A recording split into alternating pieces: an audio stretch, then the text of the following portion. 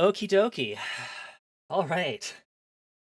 Hello, everybody. I hope you're all doing fantastically. Welcome to day 2 of our gazing at 256 games for Gaza. We are on day 2, and yesterday we basically just looked at the computer games on offer, but that's not just what's on offer at the bundle. Um, the bundle available still on itch.io has a lot of stuff in it. And a lot of them are actually like tabletop games that you're meant to play. There's a couple by yourself, and there's a lot with friends. So thankfully, today we've enlisted the help of Replicant as well as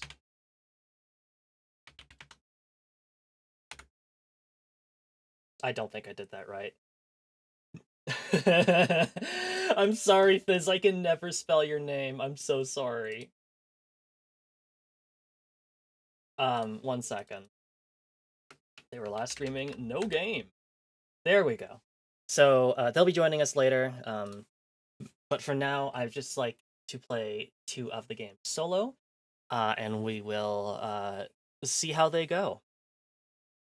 So, what are the rules? The rules are thus, because there's 256 games in this pack, we're not playing them to completion. That's just not feasible, I don't think. Instead, each game is going to get 30 minutes, and you can donate to the link up above. And every $5 extends the timer of our current game by 30 minutes, up to a maximum of 2 hours.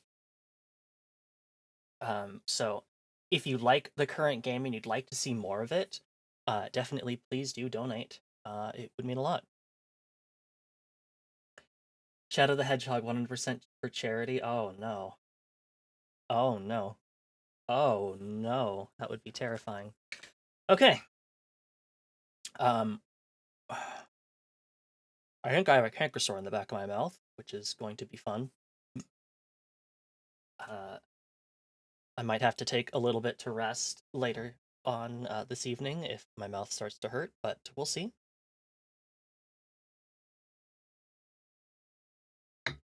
We should be okay, though, at least for a little bit. So, doesn't bother you too much. Thanks, Ocean. I hope it won't either. I have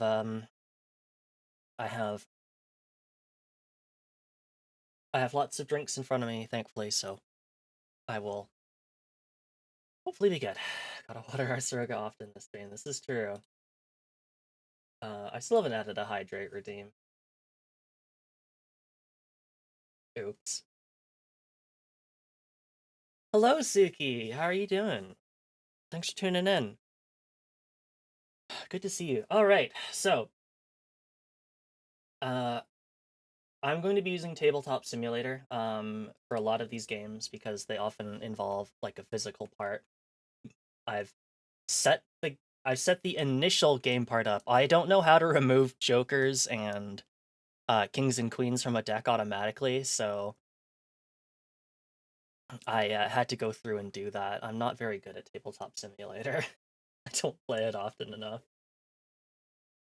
Wonder, should I just turn on the Tabletop Simulator music? I think I always turn it off, but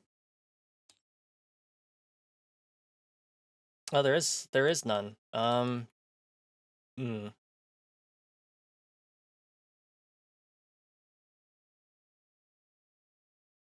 Is it time for Hololive Jazz? Probably. Because I do want to give you like something to listen to. I don't typically like. I think otherwise I don't really have anything. You counter a Joker. You counter a Joker card with a Batman card. Oh my god, so much sense now.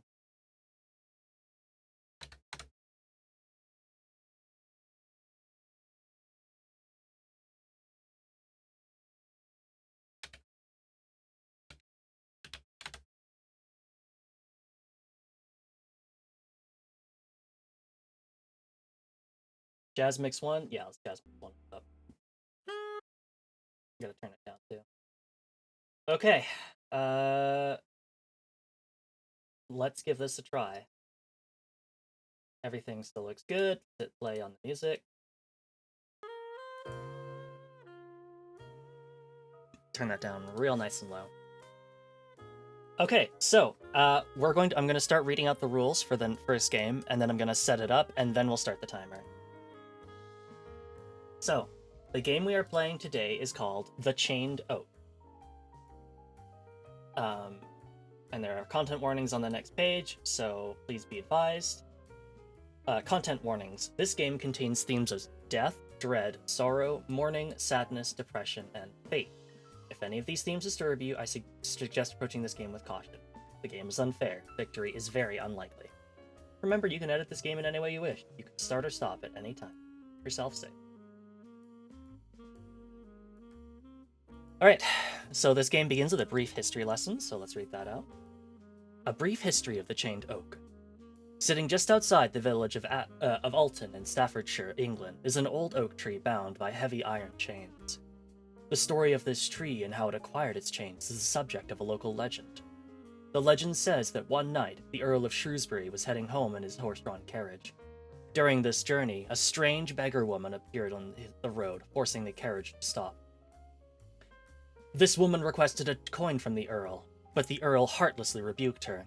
The woman then laid a curse on the Earl. She told him that whenever a branch from the oak tree fell, one of the Earl's family would die. The Earl didn't believe this. He ignored the woman and returned home, paying her no mind. However, that night, a vicious storm ripped through the area, tearing a branch from the oak. The next morning, the Earl was informed that a member of his family had died. Or, according to another version of the myth, the next day the Earl's son was riding near the tree. As he rode under it, a branch fell from the tree and smashed him on the head, killing him. Now believing in the curse, the Earl commanded his servants to chain up the oak in such a way that no more branches could fall from it.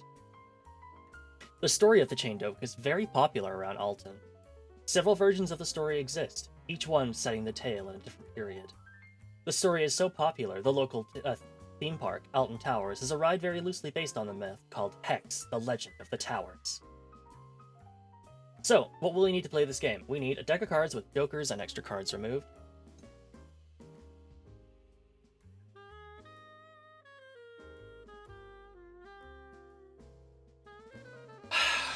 Why did I think I had to remove the face cards for that?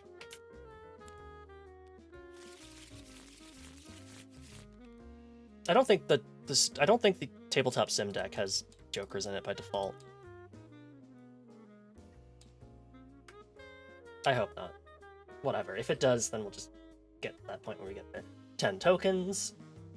I don't think Tabletop Simulator comes with an acorn, so I'm not using that. And a 6-sided die and a card surface you can lay cards out on.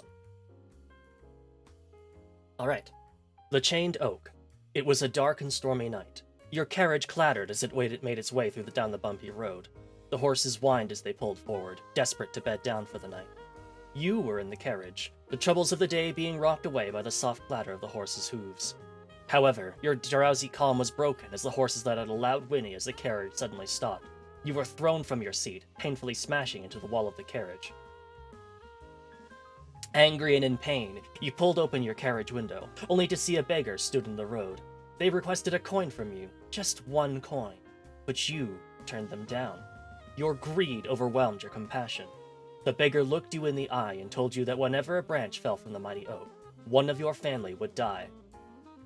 A shiver ran down your spine as some unearthly presence enveloped you. The beggar vanished into the night as you looked at the tree, knowing it was only a matter of time before one of the branches fell. So, setting up our tree. I'm gonna get these down here. Yep.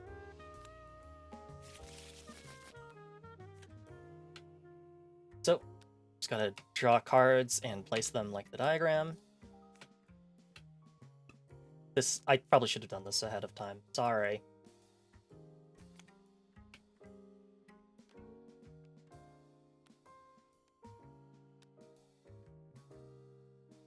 Forgot you can shuffle by shaking the deck. It's very handy. I like it.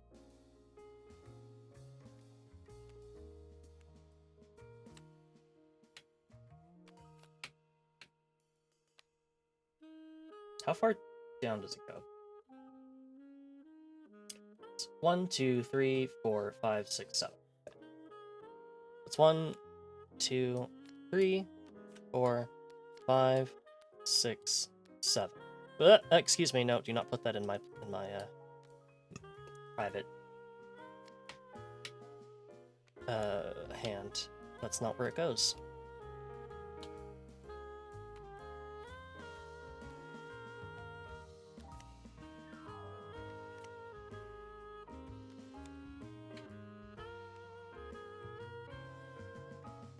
Straight into the backpack. Yeah, I'm taking this card for myself.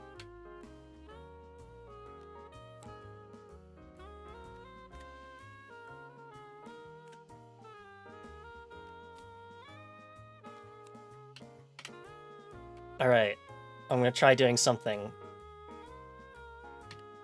Hey, it worked! Okay, good.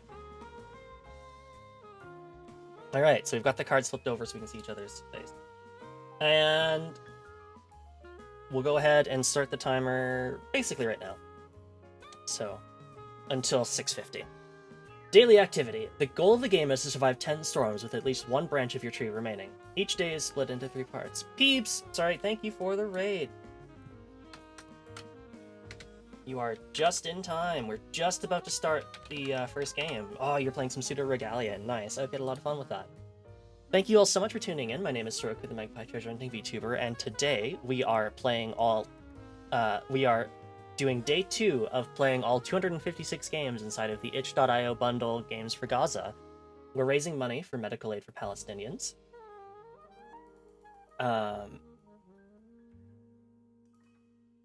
And we're giving each game 30 minutes of playtime. But if you'd like the current game and you'd like to extend the timer, you can donate $5 to extend the timer by 30 minutes, up to a maximum of 2 hours. And it wasn't the game for me. Did I still have a lot of love for that? Okay, that's good to hear. You know, it's too bad it wasn't the game for you, but thank you. But I hope you still had I hope you had some fun with it at least. What am I doing? I'm reading the rules. Oh, but before I do, we are just about to start a new game, so for all the new raiders in here, I'm going to quickly read out the content warnings just in case this is anything that you are not comfortable with. This game contains themes of death, dread, sorrow, mourning, sadness, depression, and fate. So if any of those, for whatever reason, make you uncomfortable, I totally understand if you have to stop watching for now. Not all of the games are going to have things like that, but this one definitely will. Okay. We'll just quickly read the rest of the rules. Metroidvanias are just a very specific genre. They can be, yeah. They require a lot of navigation and stuff that sometimes cannot be kind of a pain. So the goal of the game is to survive 10 storms with at least one branch of your tree remaining. Each day is split into 3 parts. Start of the day. Each day you get to draw 1 card. This card acts as a journaling prompt and be used as a chain to reinforce your tree. Storms. Each day has a chance of a storm. If a storm breaks out, you'll draw cards and see if the storm causes one of the branches to fall. Correspondence. At the end of each day, you write in your journal. If a branch has fallen from your tree, you'll also write a eulogy for the family member the curse has taken. So, start of the day. At the start of each day, you draw 1 card from the deck. Check the journal table and consider the question presented. This will help when it is time to make your daily journal entry. You may then use this card as a chain to reinforce the tree. Place this card face up over any card in the tree that has the same sweep. Put that right there. That's the 9 of spades. You cannot lay a chain on top of another chain. Okay. If there are no cards of the same suite in your tree, then shuffle the chain back into the deck. Once you have placed your chain, roll the d6. If you roll under 5, nothing happens. If you roll a 5 or above, a storm occurs. Well, that's a 5. If a storm occurs, roll the d6 again. A 3.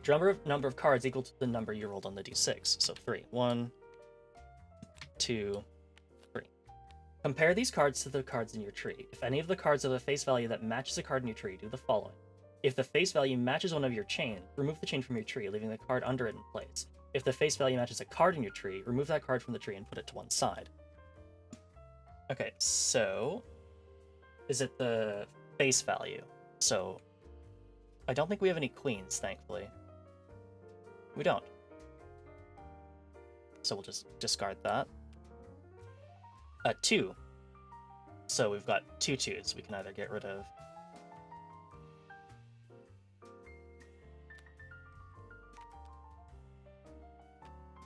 And a 6.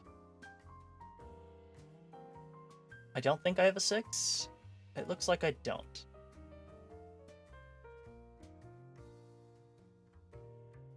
No, I have a lot of 9s. I don't have a 6. Okay.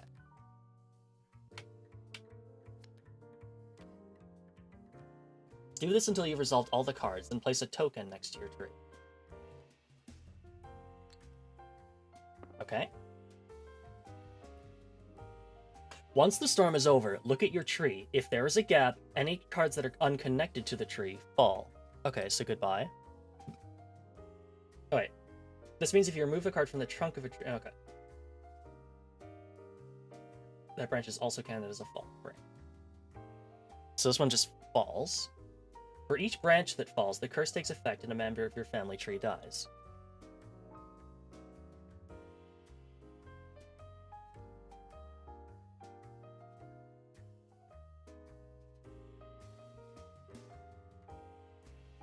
I don't think these... Yeah. We haven't... The whole branch hasn't fallen yet, I believe. I think a definition of a branch is like the whole 3-card limb.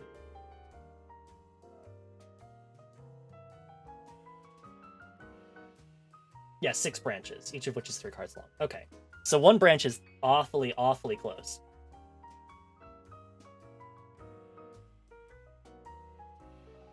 Take all the fallen and removed cards and shuffle them together.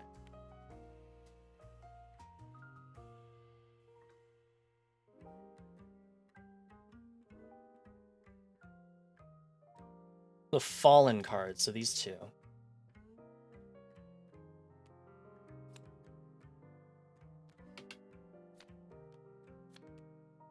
Oh no, but no one's... Okay, so the branch hasn't... Okay. Once this is done, you should make your daily journal entry. Use the journaling prompt as a guide, but you may add anything else you wish. If a branch fell, write a eulogy for the person who succumbed to the curse. Shuffle all the drawn and removed cards back into the deck. Once this is done, a new day begins. Where was my journaling prompt? Oh, right, it was the 9. Hope. There is one way to survive the curse, that is to endure 10 storms with at least 1 branch intact. If you do this, you may be able to make amends for your greed and get the curse removed from your lineage. If you lose all the branches of your tree, if you lose all the branches from your tree, or if your tree completely falls, you fail. Your family will be utterly destroyed by the curse. There is nothing you can do to stop it. The tree will regrow and fall over and over until your whole family is destroyed. You will never know peace. Alright, so we had a 9. How are you dealing with the stress? Okay. It's time to do some writing. We're just going to write in the rulebook here.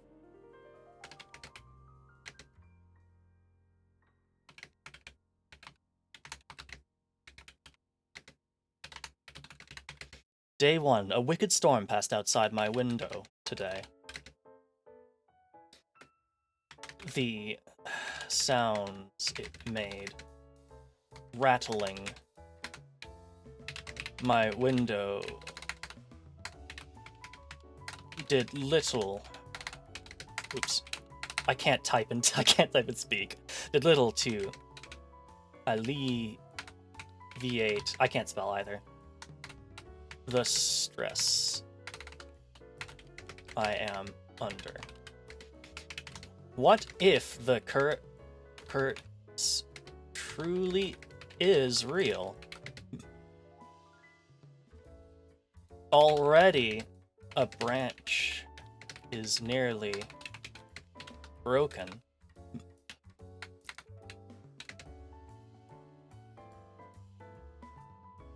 But none of my family seems ill.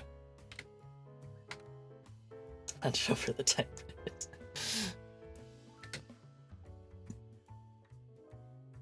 And yet I cannot but be worried that when the last bit of wood falls from that limb, that someone I care for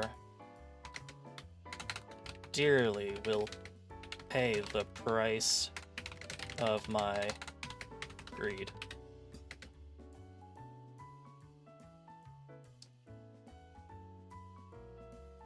Hello, Nash, good to see you. Hope you're doing well. In the meantime, I am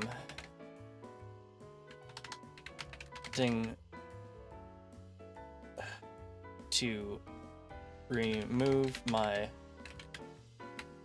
I'm attempting to distract myself by practicing my violin scales. The rising and falling notes bring an order to life sorely shaken by tonight's storm. Okay, all right. Back to day. Now we're on day 2. So, now time to close that and draw a card. The 5 of spades. Do we have a 5? We have a 5! Chain up that tree! I think it is face. The same suite. Whoops. Okay. That one. Did I do that right the first time? Yes, I did. Okay, good. Alright. And then we roll a d5.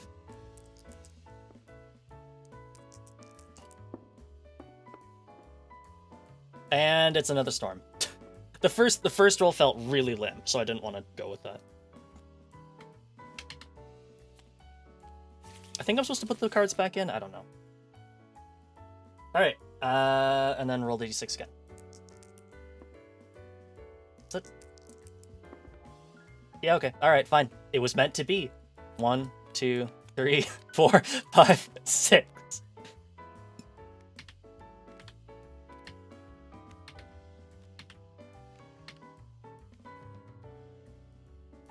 Alright, if any of these cards have a face value that matches a card in your tree, oh no. Uh-oh. Goodbye. Any queens? No, we don't have any queens, so those get just put to the side.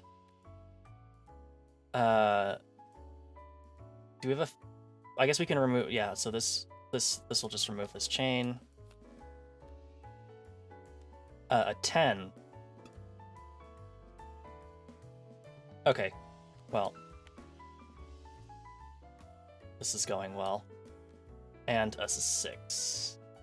I think I remember saying I don't have like a 6 in this tree. So that just gets discarded. Alright, look over your tree. If there is a gap, any cards that are unconnected to the tree will fall. So that's 1 branch. That's gone. If all 3... that means if you remove a card from the trunk of the tree, any cards above it will also fall, as they are no longer connected to the base of the tree. Oh, God!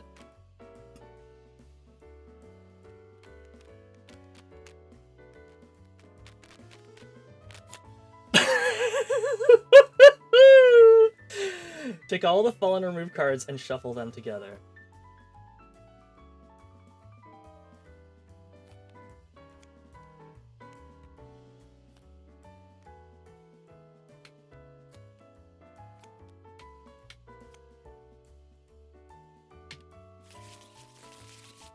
Then draw a number of cards equal to the branches that have fallen during the last storm.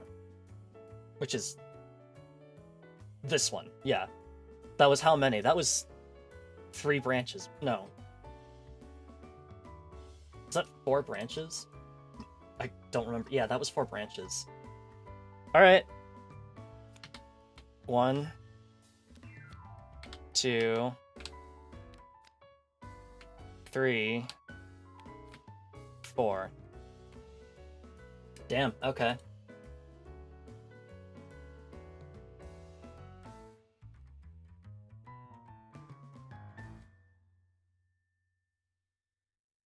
I'm a dummy because I've already forgotten what card I had. It was a 5 of spades. Yeah, it was a 5 of spades.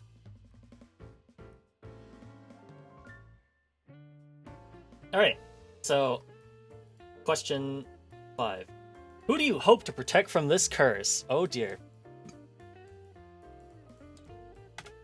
Day 2. The storm continued overnight, and to my horror, more than half the tree has fallen.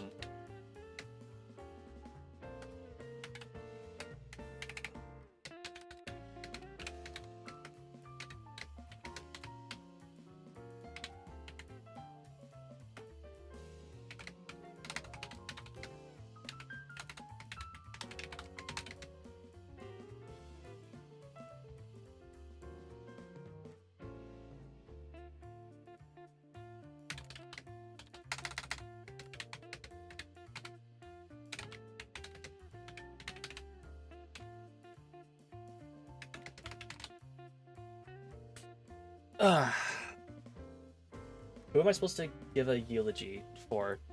Should really. So I have to get. So it's a king, so a business person, and a diamond. So parent or parental figure.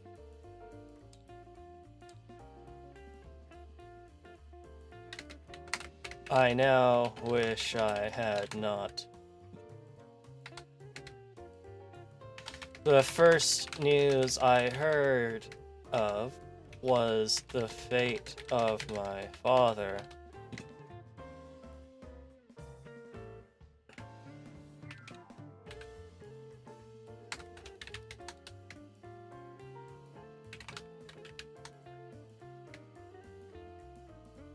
A well-connected merchant who had helped increase our family's fortune tenfold in the years before my birth. It appears that he had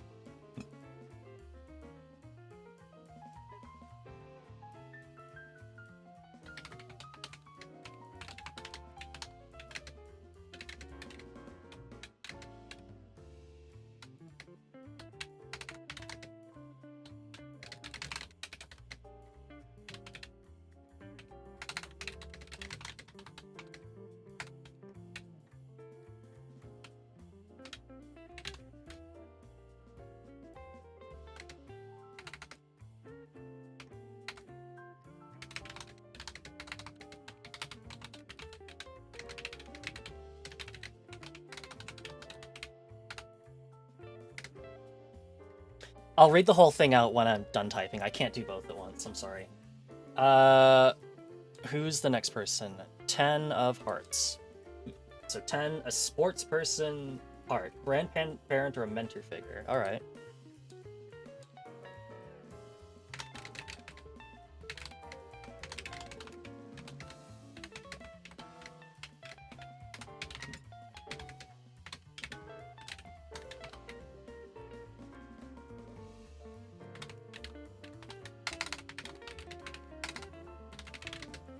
Filling up the graveyard after this storm, yeah. My grandmother's passing.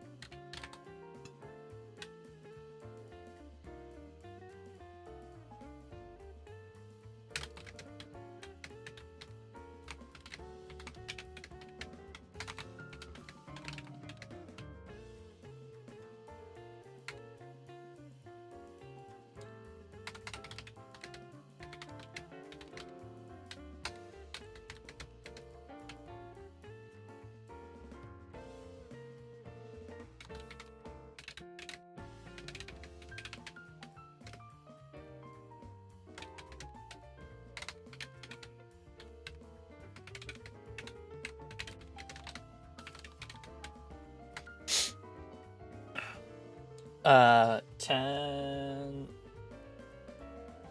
of clubs. Another sports person, and a sibling or close friend.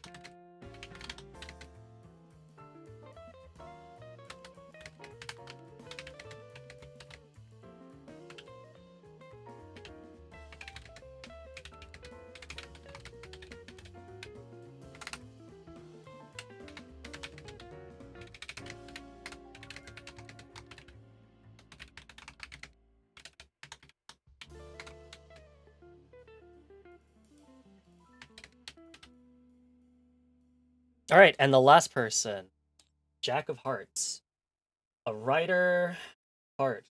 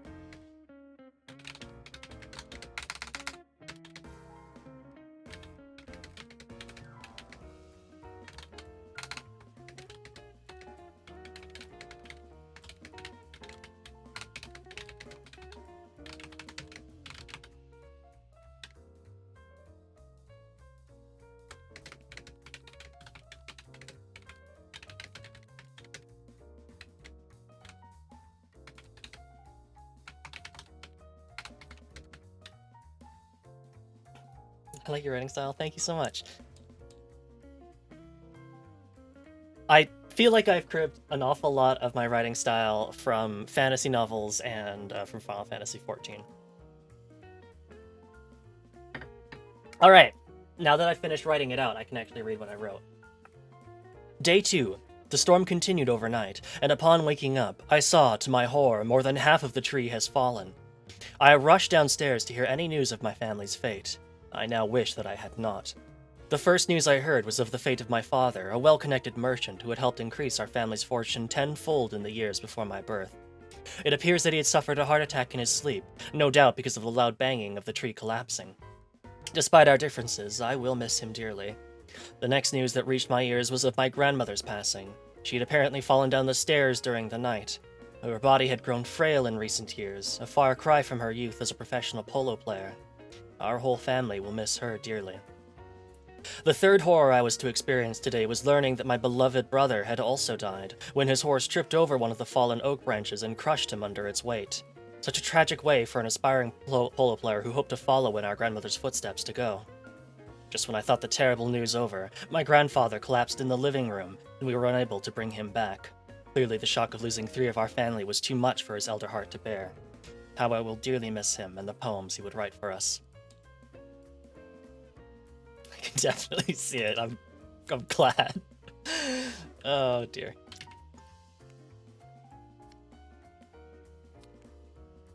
All right. Well, that was a terrible night to have a curse.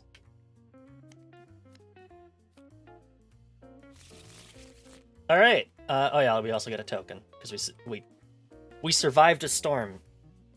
Too bad not everyone in our family did. All right. So we draw 1 card from the deck. 2 of clubs. We can use that on 3.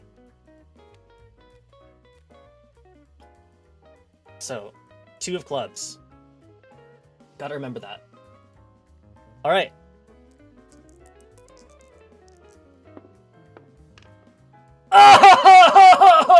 Oh no! That's another 6. I'm hydrating amidst the family disaster. I did that after I drank. Thanks, peeps.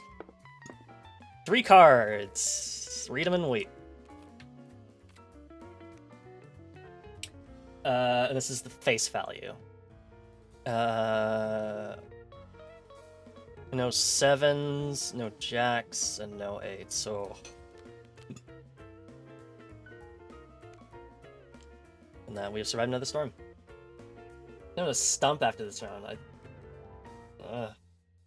We just might. Alright. For a mercy, we don't wake up to anybody dead this time. Okay. 2 of clubs. Why didn't you give the beggar money?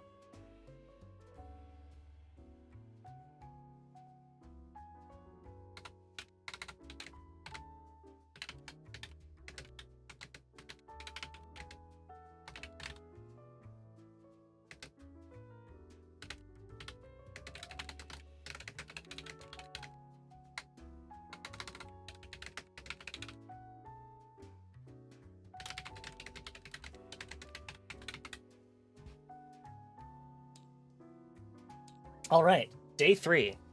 The storm continued yet again for another day, but for a mercy the oak tree avoided any further damage. As I attended the 4 funerals we held somewhat ironically in the living room, I thought back to that day where this all began. Why had I not given the beggar any coin? I suppose it is because of the lessons imparted by my father, that those with money have it because they are deserving of God's love, and to give away God's love to those who do not deserve it is amount to blasphemy. I wonder if he is now rethinking the beliefs he held and taught me. Or mayhap he was always right. Maybe one day soon I will have to find out myself.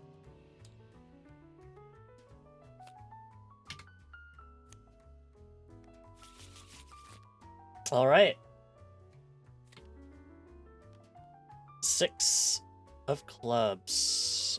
Nothing to use this on, so that just gets thrown away.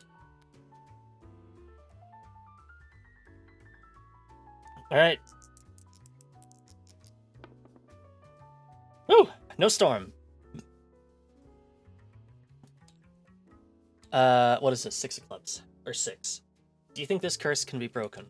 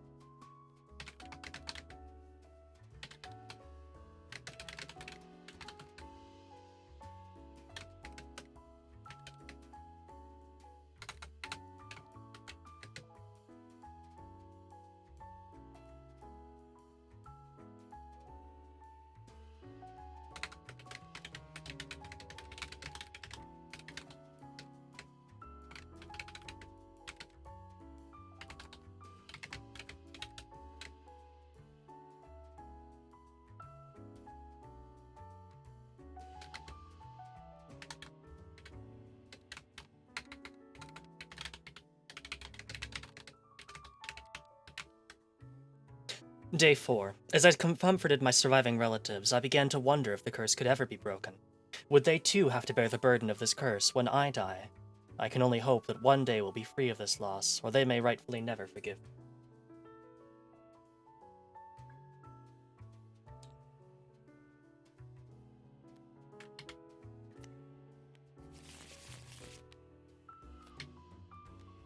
Queen of Diamonds.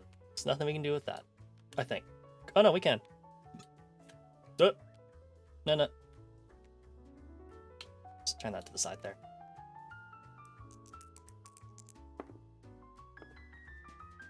Whew!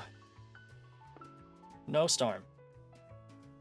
Okay, I'm gonna write this final journal entry and then we'll go ahead and wrap up, I think. Alright, so this was a queen. You could say something to the beggar. What would you say?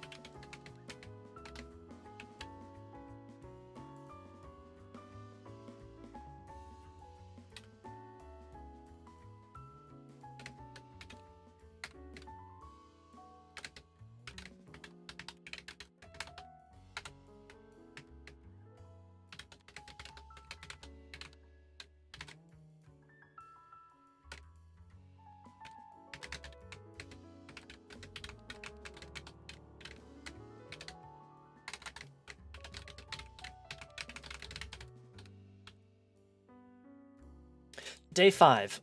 As I watch the servants sweep away the debris from the horrific storms we have had, I once again think back to that night, and the beggar standing in the darkness. Would I apologize? Was my father in fact wrong about the value of our coin? I suppose I could certainly try to beg for forgiveness, but I doubt they would believe me, and I doubt I would even believe myself. There we go. I think we'll go ahead and call it there. So, go ahead and close that rulebook there. Very interesting solo experience, and interesting short story coming from the prompts and ideas the game gives with its events. Yeah, I had a lot of fun writing this. It's always a little awkward doing this like in a stream setting because I have to because there's just parts where I have to be quiet because I can't talk and write at the same time. But definitely I think it gives you enough to be like you get some really, really cool little like stories from it.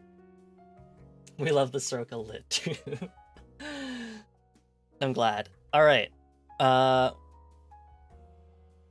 Let's go ahead and close up Tabletop Sim. Yeah, we don't need it for this next one, I don't think. I'm gonna take a couple minutes to get ready for this next one here, and then we'll move on. All right. So, give me a couple minutes to get ready for the next one. It shouldn't require... Oh, wait, no, I do need Tabletop Sim up. I'm a silly. I technically don't, but I can definitely just run it.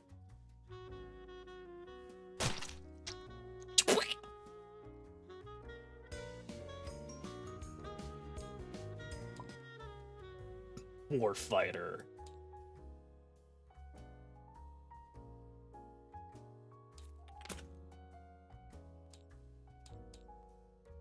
Let's get a bigger table. That's not a bigger table. Okay. Yeah, so I'm gonna take a couple minutes to get this all set up, and then we will be right back.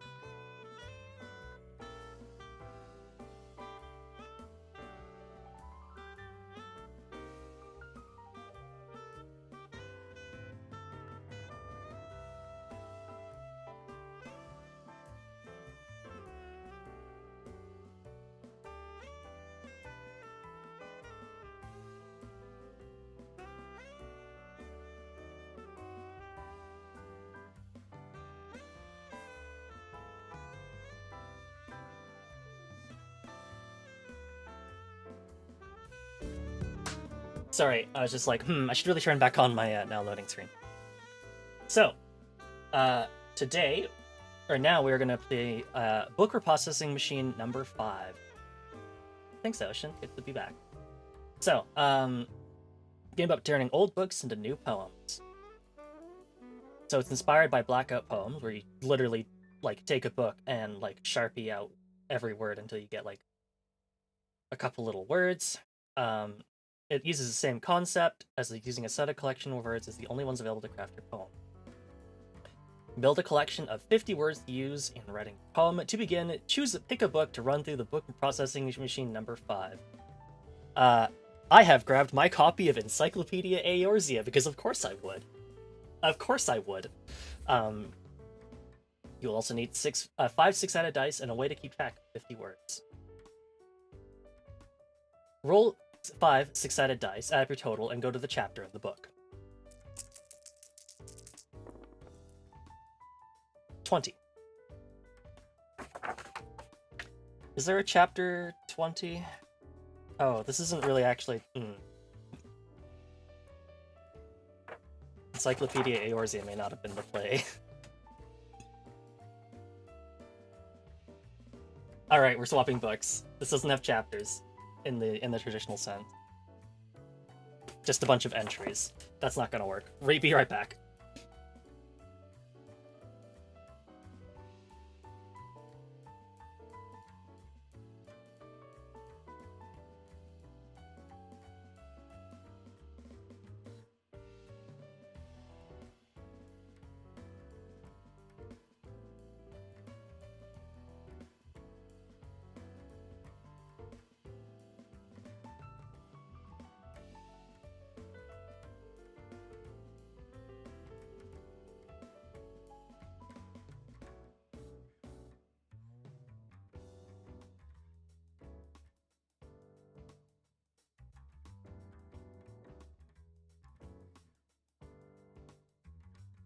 Okay, I went and looked through my bookshelf and found a perhaps slightly more fitting book.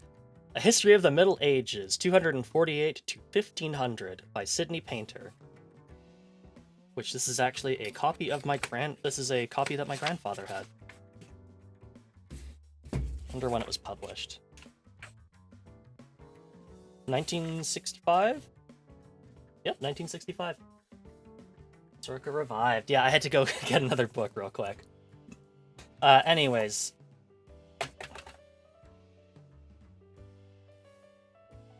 That's chapter 10. This book doesn't have a lot of chapters. I guess we're going straight to chapter 14 then. So 429.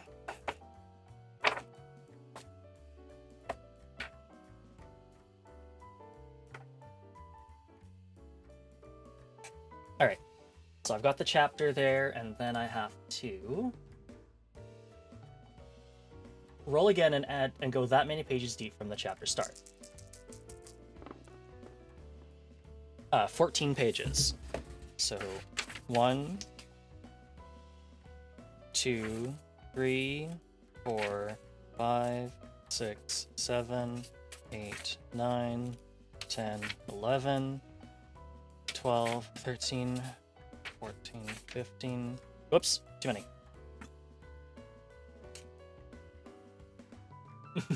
Good book, but not enough Makote. This is true. Most books do not, in fact, have enough Makote.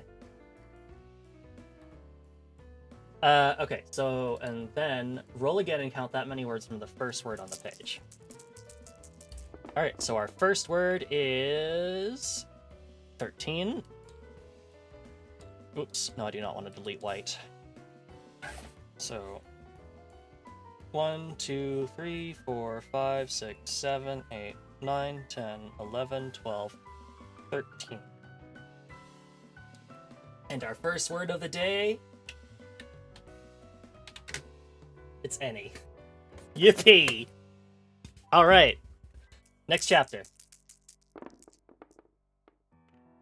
Chapter 16. So once again, we're going to to the last chapter in the book.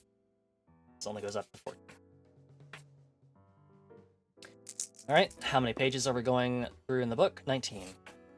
1, 2, 3, 4, 5, 6, 7, 8, 9, 10, 11, 12, 13, 14, 15, 16, 17, 18, 19. All right, and the word. Oops. 15 words. 1, 2, 3, 4, 5, 6, 7, 8, 9, 10, 11, 12, 13, 14, 15.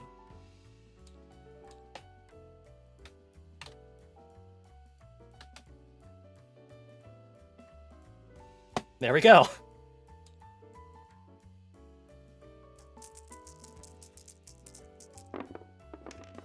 All right, next chapter. Not gonna lie, I guess I should have picked a book with more chapters.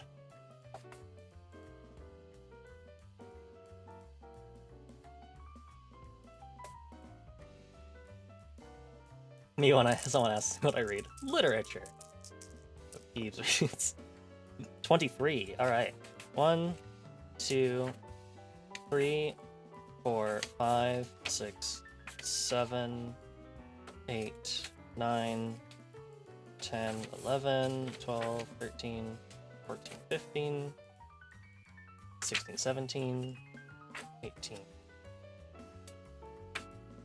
19, 20, 21, 20, 22, 23. Yeah, okay, I think that's right. 16.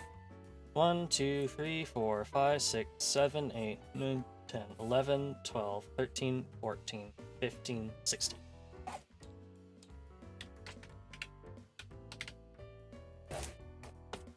All right.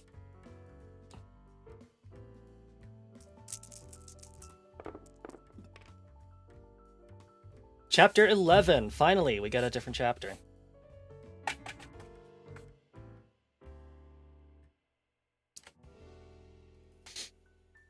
This book smells like very booky, like old book. 11. Page 323, The 100 Years' War. Very exciting.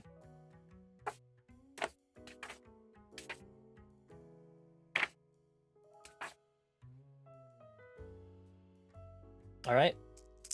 Roll for page numbers. This book smells like book. Yeah, it does. 1, 2, 3, 4, 5, 6, 7, 8, 9, 10, 11, 12, 13, 14, 15, 16, 17, 18, 19, 20, 21, 22. I'm sorry, I can picture you just sniffing the book. I'm sorry if this book just has an odor that... Yep, that definitely smells like book. I'm sorry if, like, your Zoomer brain has never clicked a book in your life.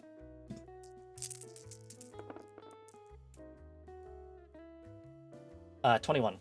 1, 2, 3, 4, 5, 6, 7, 8, 9, 10, 11, 12, 13, 14, 15, 16, 17, 18, 19, 20, 21. That was 21, wasn't it? Yeah.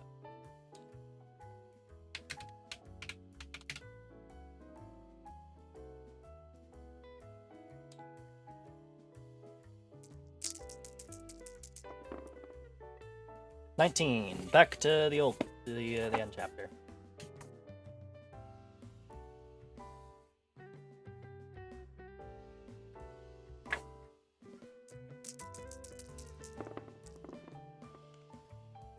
$19.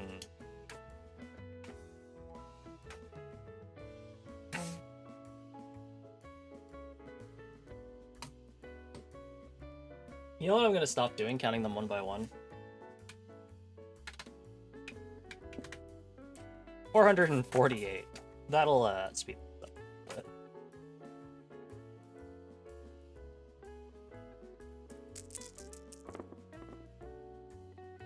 $15. 1, 2, 3, 4, 5, 6, 7, 8, 9, 10, 11, 12, 13, 14, 15, 16. Oh. Guess what?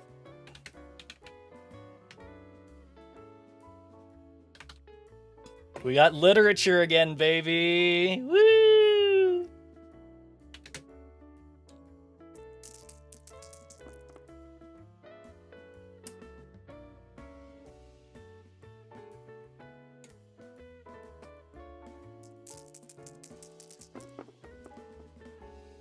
$12 pages, which is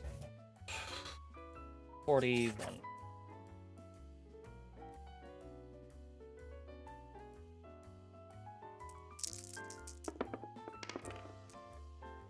$19. 1, 2, 3, 4, 5, 6, 7, 8, 9, 10, 11, 12, 13, 14, 15, 16, 17, 18, 19. Give it up for I might do like a condensed attempt at this. You're supposed to get 40 pages, 50 words. But we might do like 15. Is it not going to be as good of a poem? Absolutely. It also won't take us forever. It's of.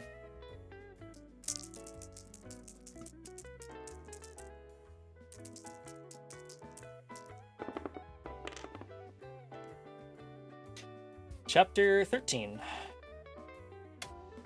We got a new chapter. Where does chapter 13 start? 400. The Decline of the Medieval Church.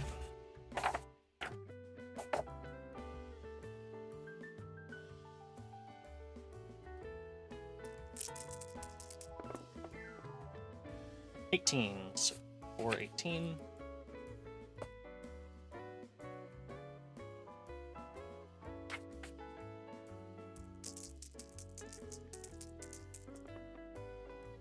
$15. 1, 2, 3, 4, 5, 6, 7, 8, 10, 11, 12, 13, 14, 15. Ooh, that's a good word.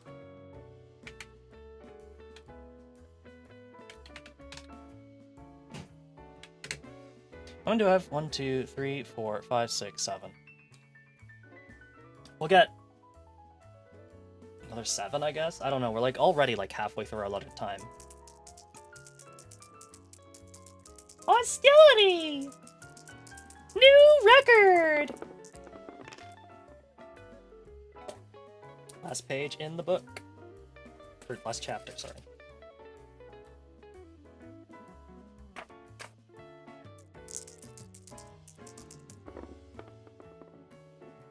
$11 pages, so 440.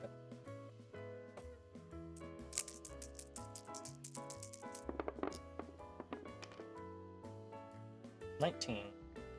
1, 2, 3, 4, 5, 6, 7, 8, 9, 10, 11, 12, 13, 14, 15, 16, 17, 18, 19, 20, 21, 22, 23, 4.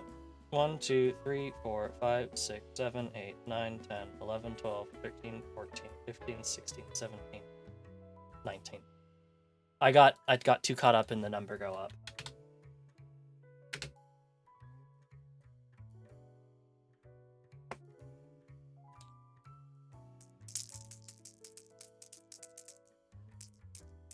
Chat is going to explode if we get boat. Oh my god.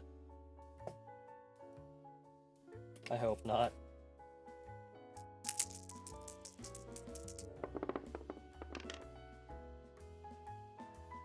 $18, which is 470 or 447.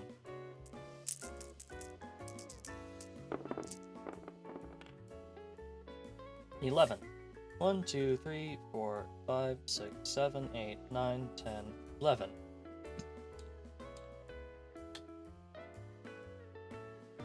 One, 2, 3, 4, 5, 6, 7, 8, 9. Let's get one more thing. Well, no, let's get 15 total. So let's get 6 more. I'm definitely like a lot faster now, getting through the pages. All right, last chapter in the book again. Definitely should have chose something with more chapters, but that's just life.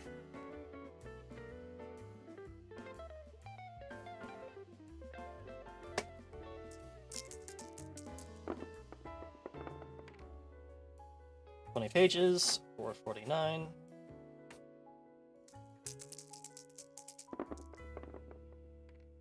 $23 words. 1, 2, 3, 4, 5, 6, 7, 8, 9, 10, 11, 12, 13, 14, 15, 16, 17, 18, 19, 20, 21, 22, 23, 24. Oh, 23.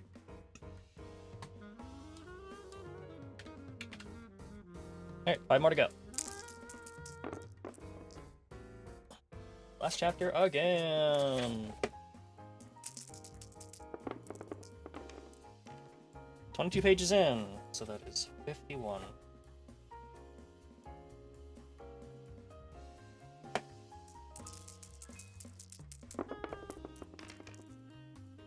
$13.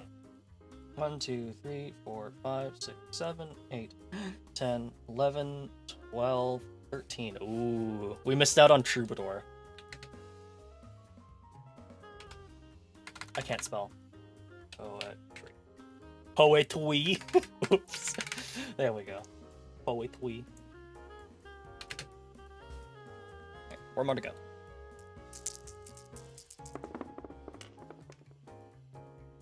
Alright. Guess what chapter we're going to? The last one. Poetry. 16. So, what is the 46?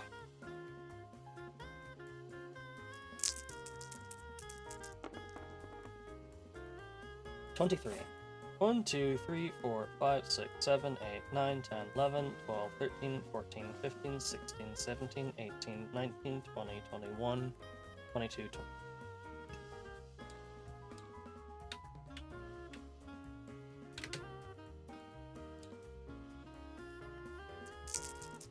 Give us a low number. Or don't.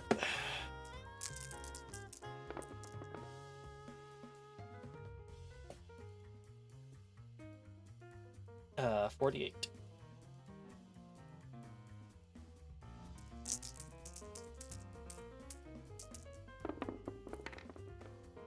$15. 1, 2, 3, 4, 5, 6, 7, 8, 9, 10, 11, 12, 13.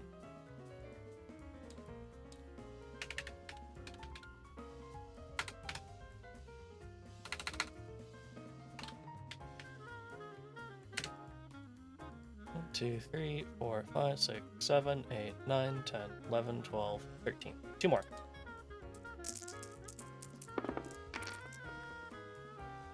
Chapter 13! I think it starts on page 400. Yep.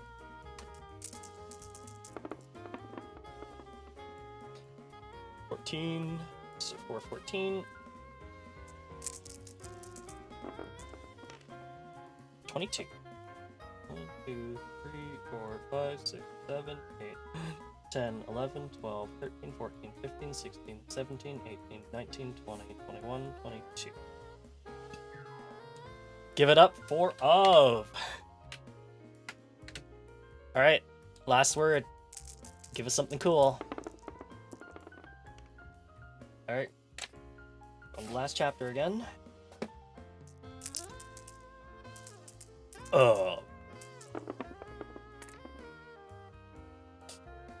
Killaman Ara. What is that again? Sorry, that's 52.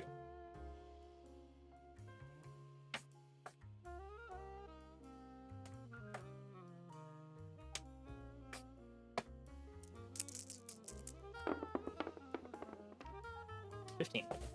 1, 2, 3, 4, 5, 6, 7, 8, 9, 10, 11, 12, 13, 14, 15. Damn it.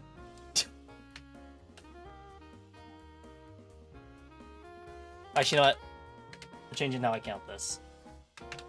Forgetting that word. I'm just gonna put it right again just to play SWAT. Ah, classic. Alright.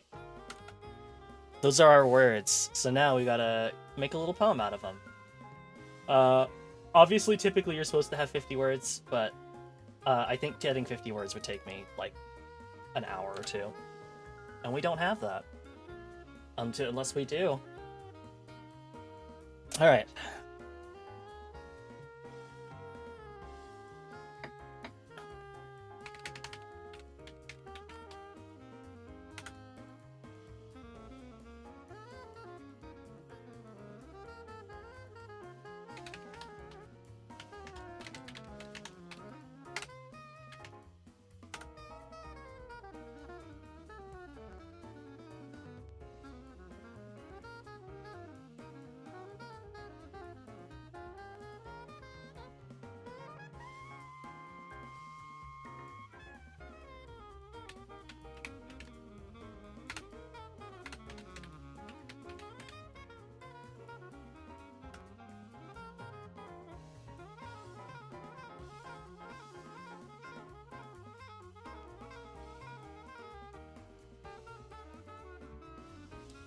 Which last words do I have?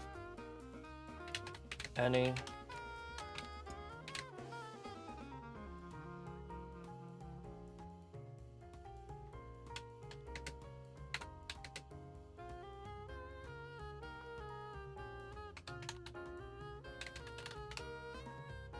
I'm missing a word, damn it.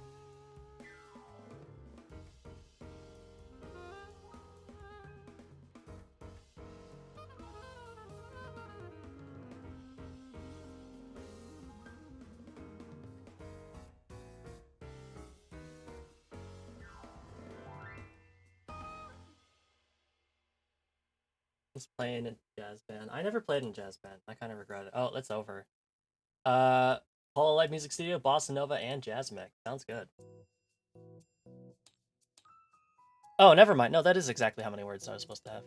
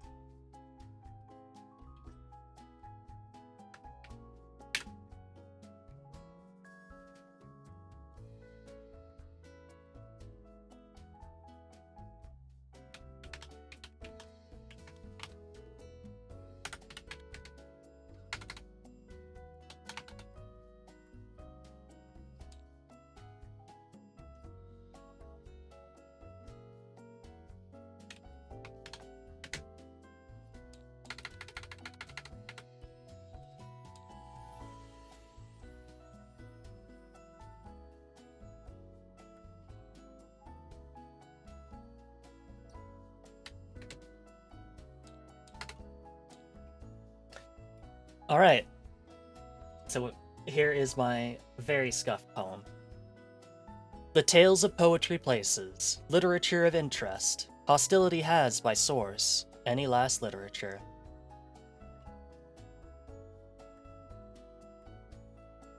Does it mean anything? I don't know. You tell me. You bring the work into that.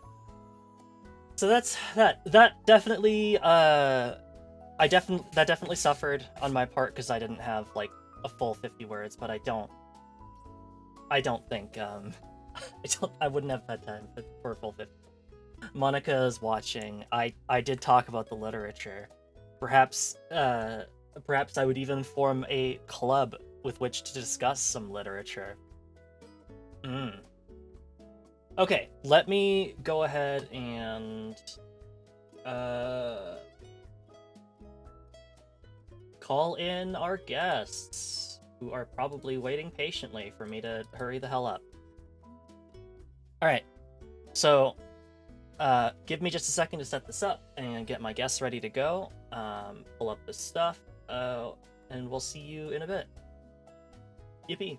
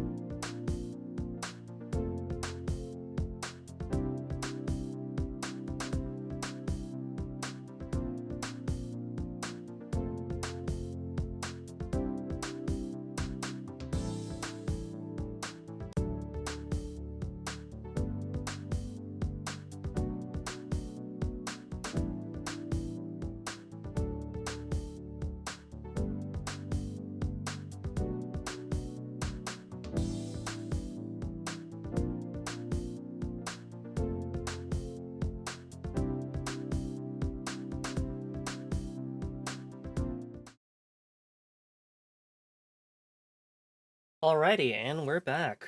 Hello, everybody. How are you doing? Hey guys. And as you might have noticed, with me right now is Replicant VT. Did Hi. you want to introduce yourself while I give you a shout out here? Yeah. Hi. My name's Replicant. I'm a local elf variety streamer. Pretty much streaming whatever. Yesterday we were starting Shadow the Hedgehog, which I said I would stream for the subathon. We're You're one and a doing half routes in. To 27. Yippee. It is not nearly as good as I remembered it being. I didn't remember it being that great. But yeah. What a shocker.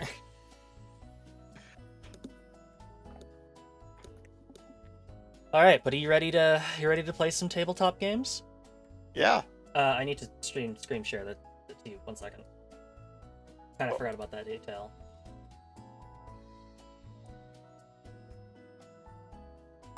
Okay, uh, let me know if you can see that. Everything looks good. yep. Perfect.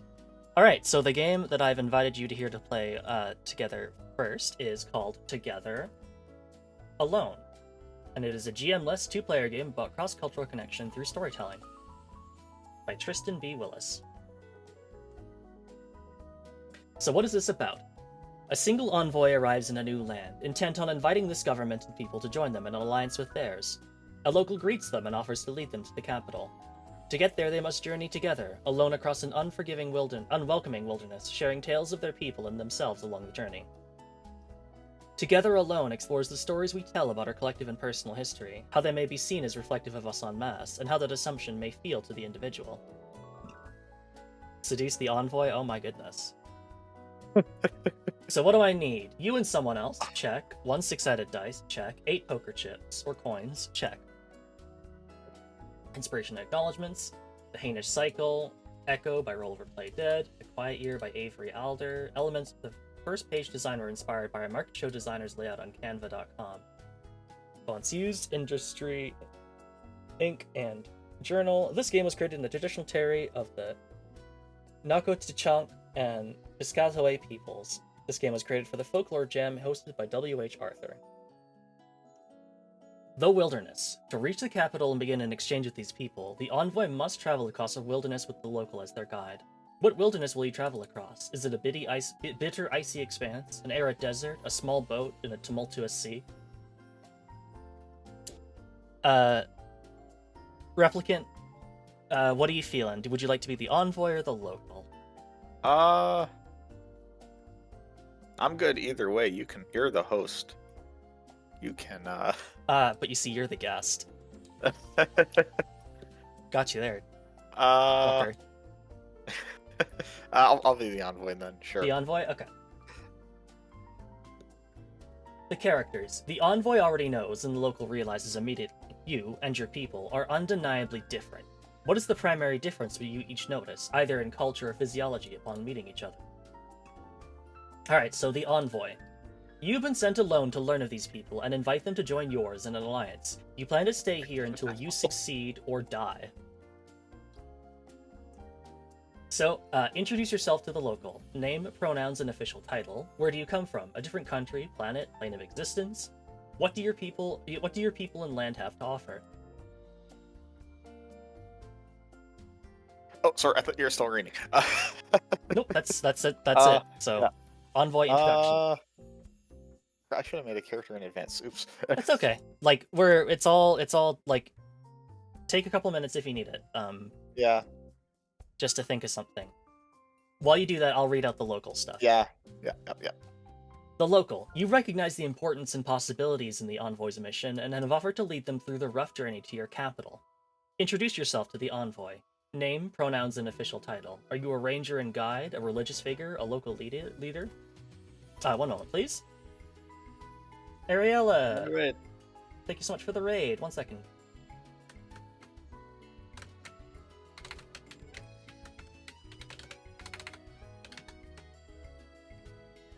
Ooh, you're playing some Faith, the Unholy Trinity. Nice. I hope you had a great time with that.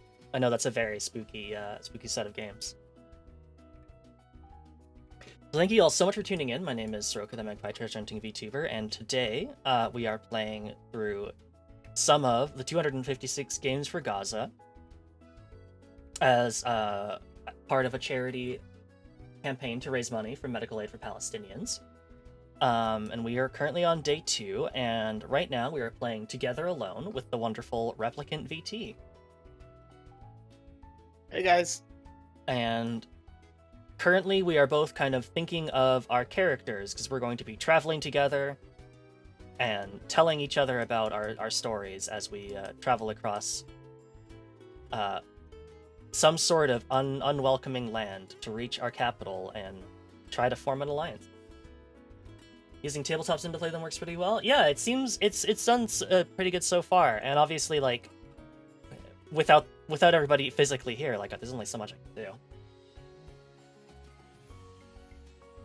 And also, I should mention for anybody from Ariela's chat, she will be joining us. Using tabletop sim to play them works pretty well. Yeah, looks like it's been going well for the first couple. Yeah, I mean, it depends on the setup and like how much like physical interaction I have to do, but otherwise it works pretty good. And Ariella will actually be joining us for a couple of other games later on, so. Can't wait to see how that one plays like tomorrow. Yeah, we're killing a bird with a baseball. It better not be me. Or Pika. But either way, one bird must die. No.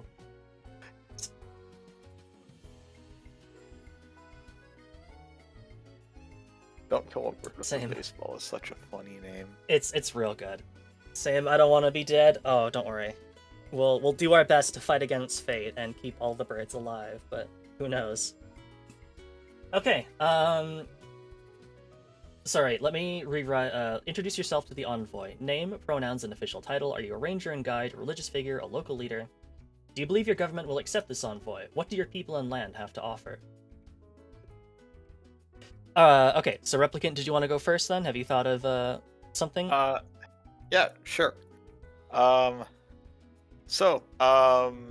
I guess for the purpose of this game, I'm going to be an envoy coming from the stars. We are visiting... I don't know, is this Earth? Is this non-Earth planet? You can say it's a planet. Sure. I am visiting this planet. I am the a celestial envoy, I guess would be the title. We're investigating this planet to see if it is suitable to house to house our race as we expand and explore the galaxy.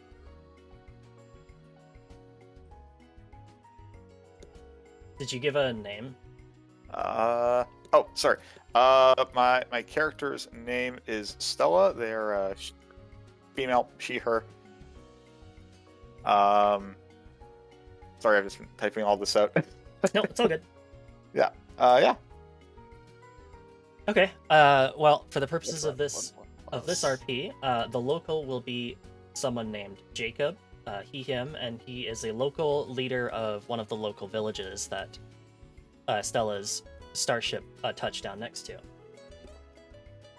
Do you believe the government will accept this envoy? This is the first time we've ever seen somebody come in one of these like so-called spaceships. This is like the first time we've ever had contact with anybody claiming to be from beyond the stars. This is going to be a lot to take in. But what do your people and land have to offer?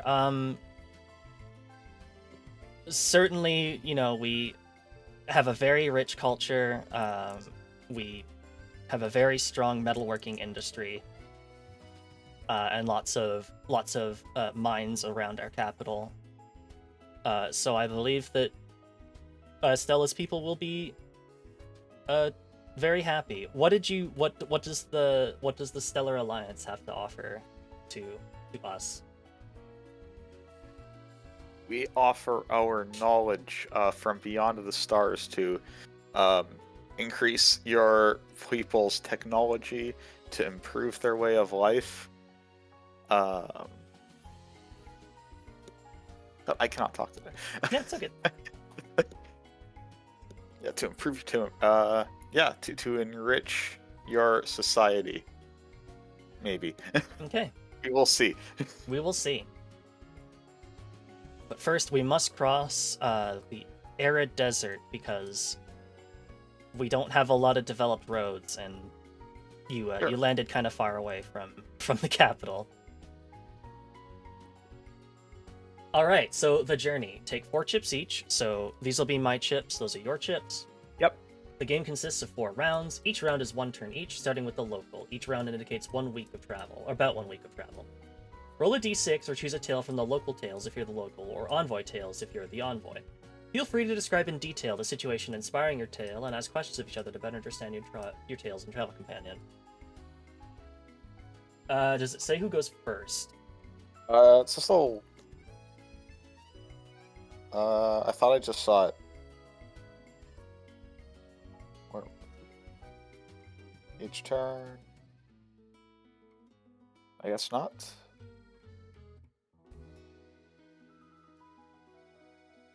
Okay, well, in my culture, new guests will take the time to introduce themselves first. So if you would like, you can either get me to roll the d6 or you can pick a tale directly. Up to you. Let's do the d6. All right, you're leaving it up to the dice. 6. 6. Wait, Envoy Tales. As the hours and days go by, you lose faith in your cause and one. Oh man, we're doing this early. This is just like the oak. I wonder if the capital will even hear you. Tell your companion of her religion. Sorry, I should not say that one out loud. I mean, you can read it out, or if you want me to read it out. But yeah, you'll read it out and then do the thing. Yeah, tell your companion of a religious missionary from your culture who went to a new land to spread faith and how they persisted. God, I cannot talk today. And how they persisted despite it going horribly, horribly wrong. Do you feel the missionary made the right choice? Do you convey that to your companion? Yours is not the first planet we have visited. We've had our people visit numerous places in the past. Years ago. Have they all joined up with you? Most of them have. What happens to the ones who don't? Ideally, we will not have to get to that point.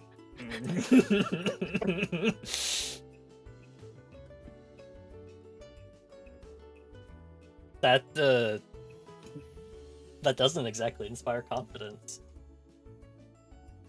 As you can see, 85% of our trips have ended in success. I have been remarkably more successful than the rest, with a 92% success rate. Scott, I am stealing this from the Star Rail event.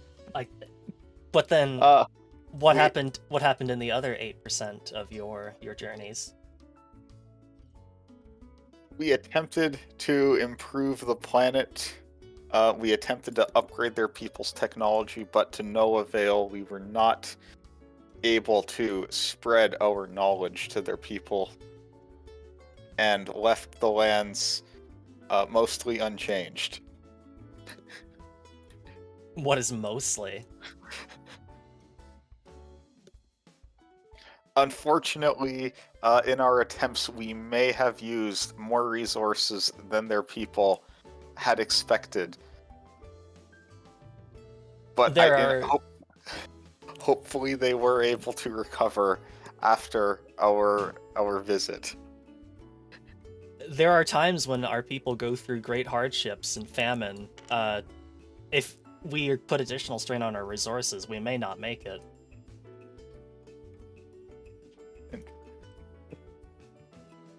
Do not worry. Our people will attempt to improve everything with as little resources as possible.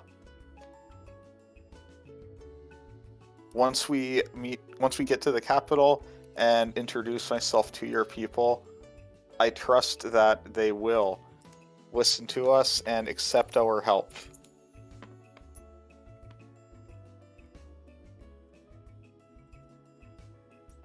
Are all of your envoys as successful as you are? Again, I'm slightly more successful than the average one, so I trust that you are in good hands. Will you tell me of some of the other envoys from your Yep. alliance? Sorry, my throat's dry.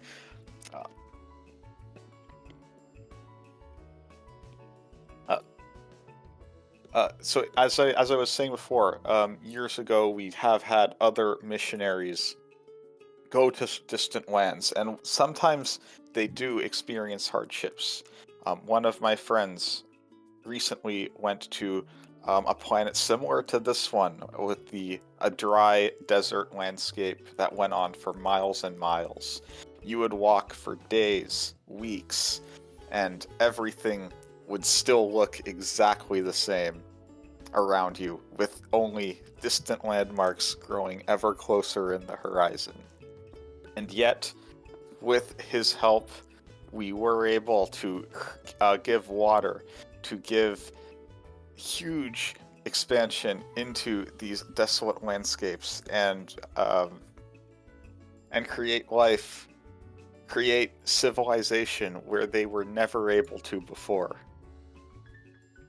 Water is a very precious resource here. Is it truly possible that you could give us more of this without straining our existing resources?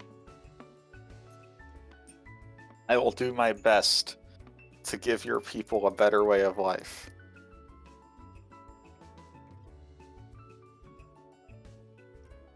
Okay, and if your companion's tale inspires trust or further interest, whether because of your similarities or differences, put one of your chips in a center pot. If your companion's tale elicits distrust or disgust, take one chip from the center pot. Well, you know Are, what? they- are all eight supposed to be in there, or? No. Oh, no, no, no, No, no. no. You each get 4. Oh, right, okay, yeah. If there are no chips in the center pot, the local may take 1 chip from the envoy's hand. The envoy may not take any chips from the local's hand. After 4 rounds, 4 stories each for a total, you have arrived at the capital and pitched the alliance. Okay, so my turn.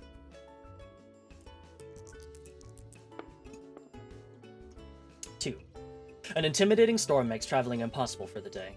Tell your companion about a myth of a hero who rode on the wind. Can they hear your tale over the disturbance?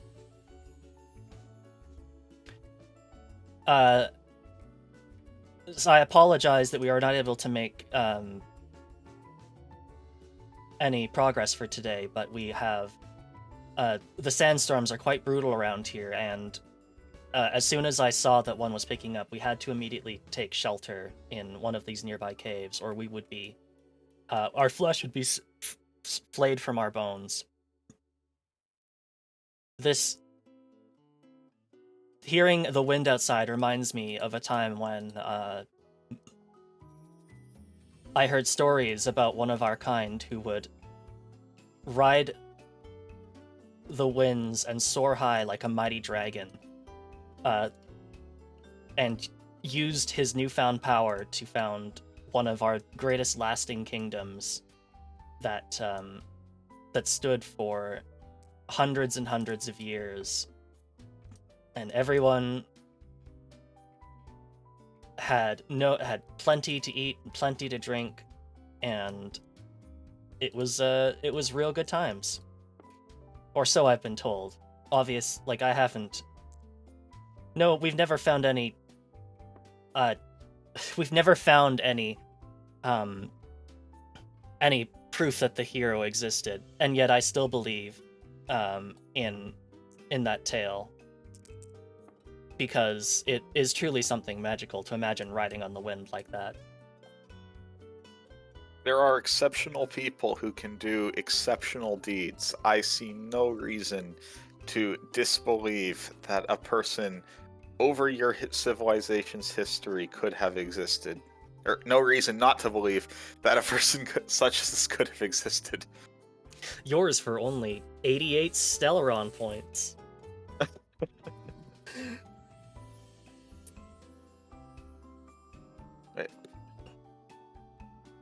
All right, but how would you like to respond to that? So sorry.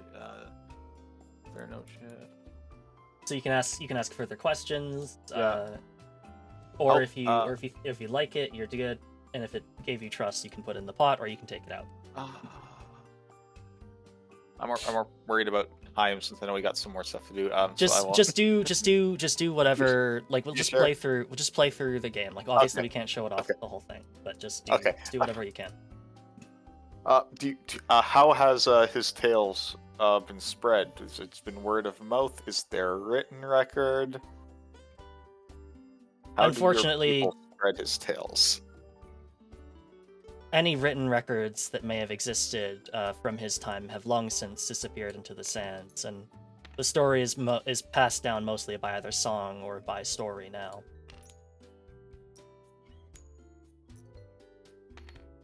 Well, the people have good reason to believe. I think it's a great story, and I do hope that he inspires confidence among your people.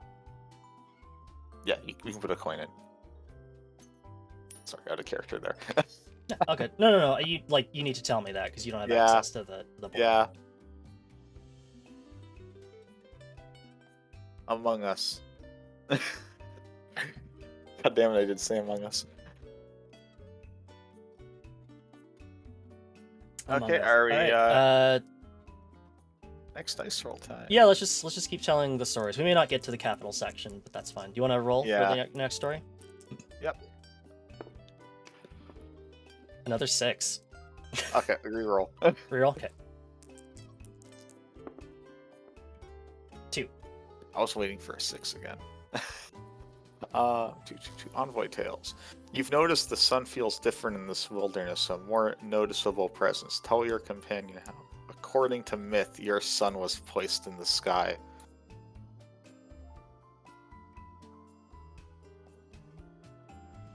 You know, it actually kind of fits the thing. I picked the right one. Sweet. Anyways. Thinking.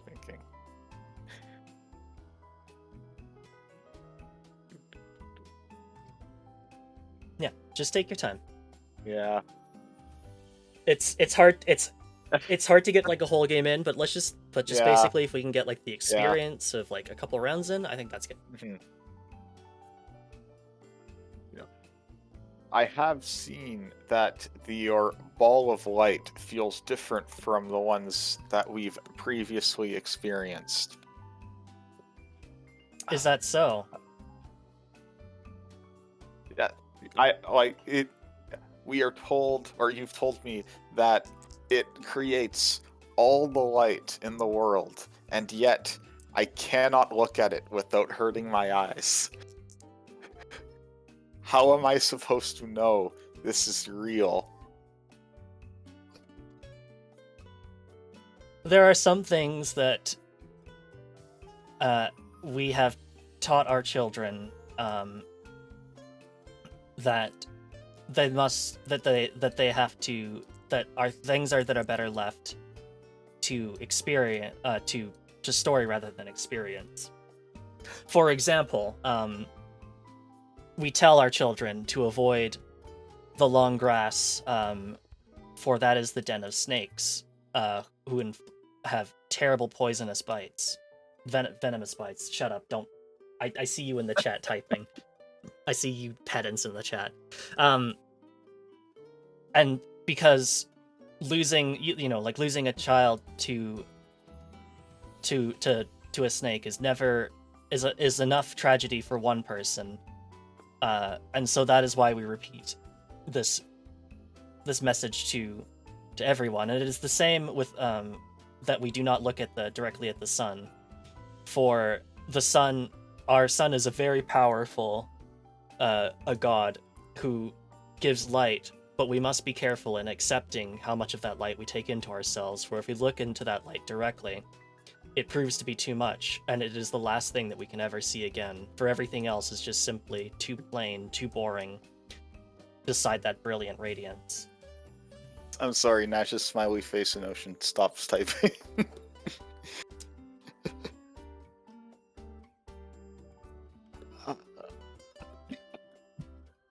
Sorry. The sun Have is you? a. Okay. Sorry? No, sorry. No, I didn't realize you were starting to talk. Go for it. Oh. This star truly is a magnificent creation.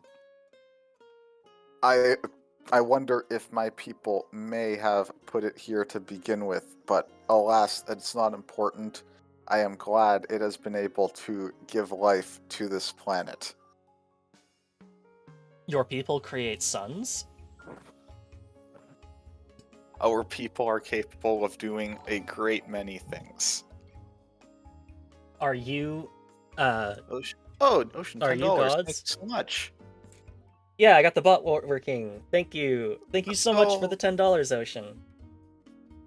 Would you like us to continue playing this for another hour? Or would you just like to donate? We are Or not getting to. If we're continuing this, we're not getting to the others tonight. it depends if Fizz is up for it, but we'll see. Yeah. The bot works. Let's go. Yeah, thank you so much for the donation, Ocean. Maybe another 30 minutes Maybe short. another 30 minutes. Okay. Okay. Cool. Should be able to finish then. Anyway. Yeah, you were telling me a myth on the story, so Yeah. Yes. Sorry. You just asked. Some we have helped have called us gods. Yes. do you have the power to work miracles? Could you bring life back into this desert? We are not all powerful, but we will do our best. But what kind of god is not all powerful?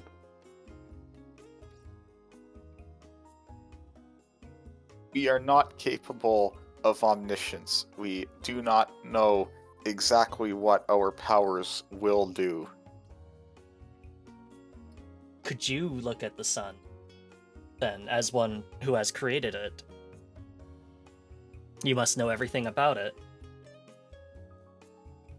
There are some things even we do not know and are not capable of. But you are capable of creating the sun. How could you not be capable of everything? I love this paradox.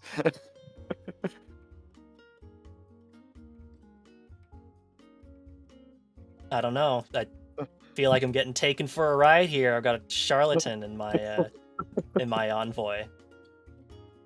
I'm feeling some distrust.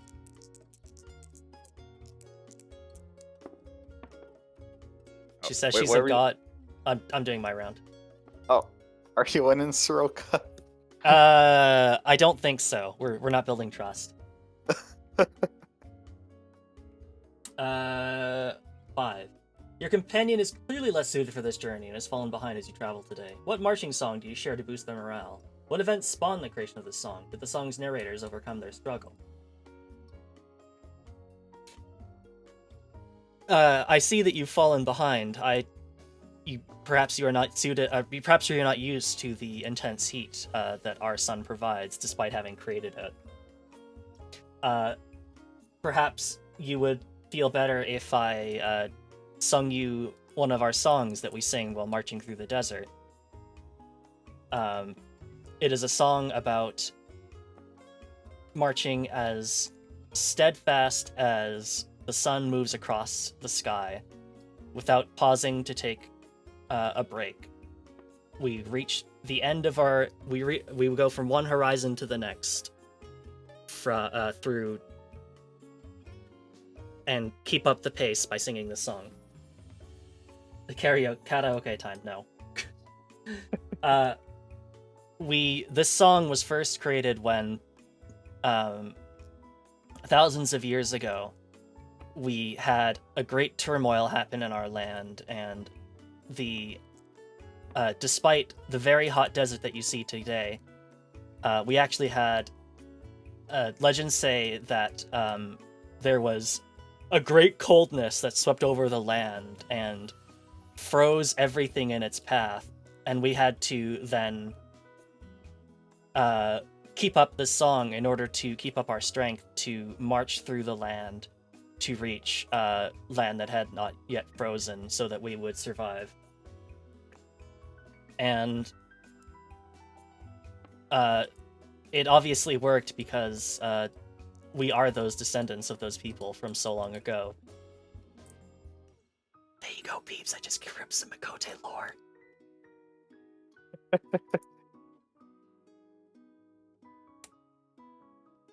What do you think about that? I would be greatly pleased to hear a song of your people. That is very good. Sharing songs is one of our most beloved traditions, and we are always happy to hear someone who will share in our songs.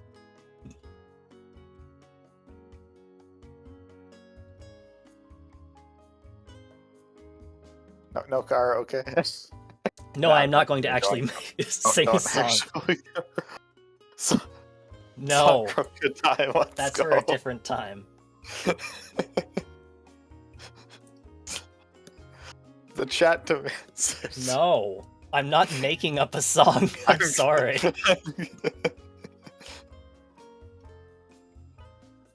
Hello, luminously, California girls.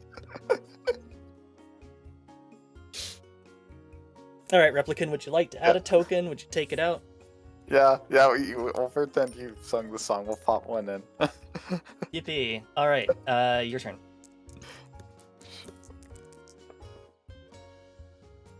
Five. The hottest line. Spend a token for song. No. Stop. Wait, this is the same one. You fall ill for 2 days. A sickness likely brought on by how poorly acclimated you are to this wilderness. What song does your companion hear you whispering in your fevered sleep? This is just the same thing but reversed. Yeah. I think that's the intention. Yeah, you're not getting Replicant karaoke either. Maybe donate for Song Roka. Maybe, but after this game. I'm not busting it out in the middle of a game what we're already in the progress of. But sorry, Replicant, go for it. Yeah. I'm sorry, chat's just been funny. It's all good. It's all good. It's good to have fun.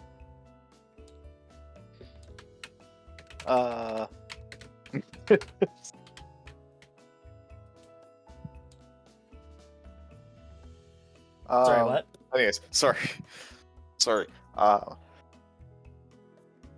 I think I need to rest. I am not used to the heat from, or you know what? It's a desert. It gets cold at night. I am not used to the sheer temperature difference between the heat of the day and the cold at night.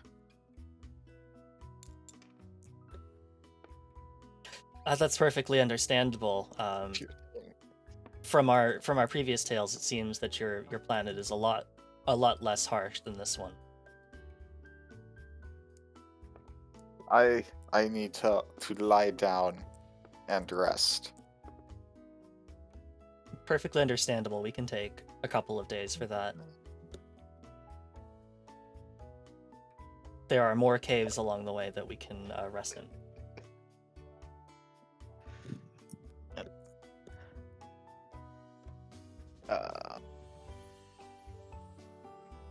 Let's see, what would be a suitable outer-worldly song to sing in my sleep that is not California Girls? California Girls is pretty otherworldly.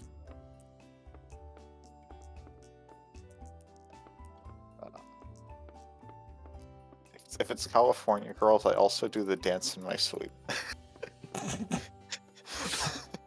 Oh my god, her body is moving. She's convulsing. Quickly, we have to heal her.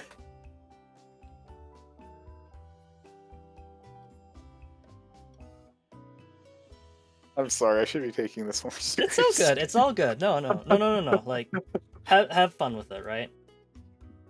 As long as we're having fun and we're showing off the game, so it's all good. Yeah, Lumi, that's the one. Or technically, like, I think Friday the 13th was the OG. Yeah.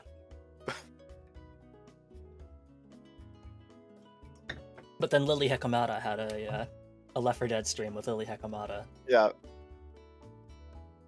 and had a California Girls dance mod. it was in Friday. Anyways, yeah, that's that one, I guess. The song ones are hard without singing. It's yeah, it is.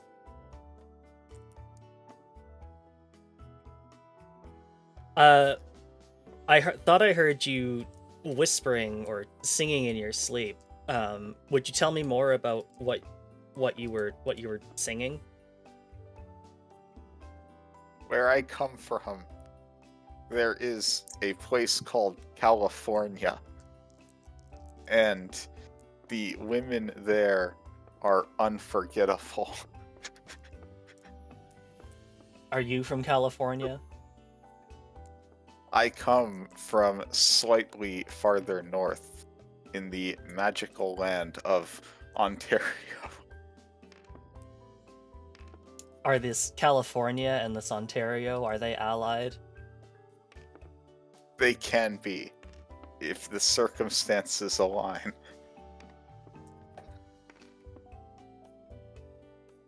Are they part of your alliance with this Ontario?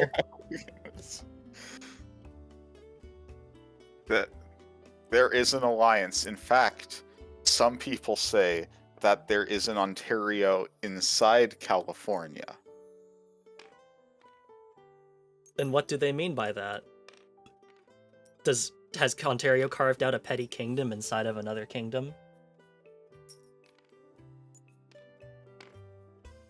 We are not sure.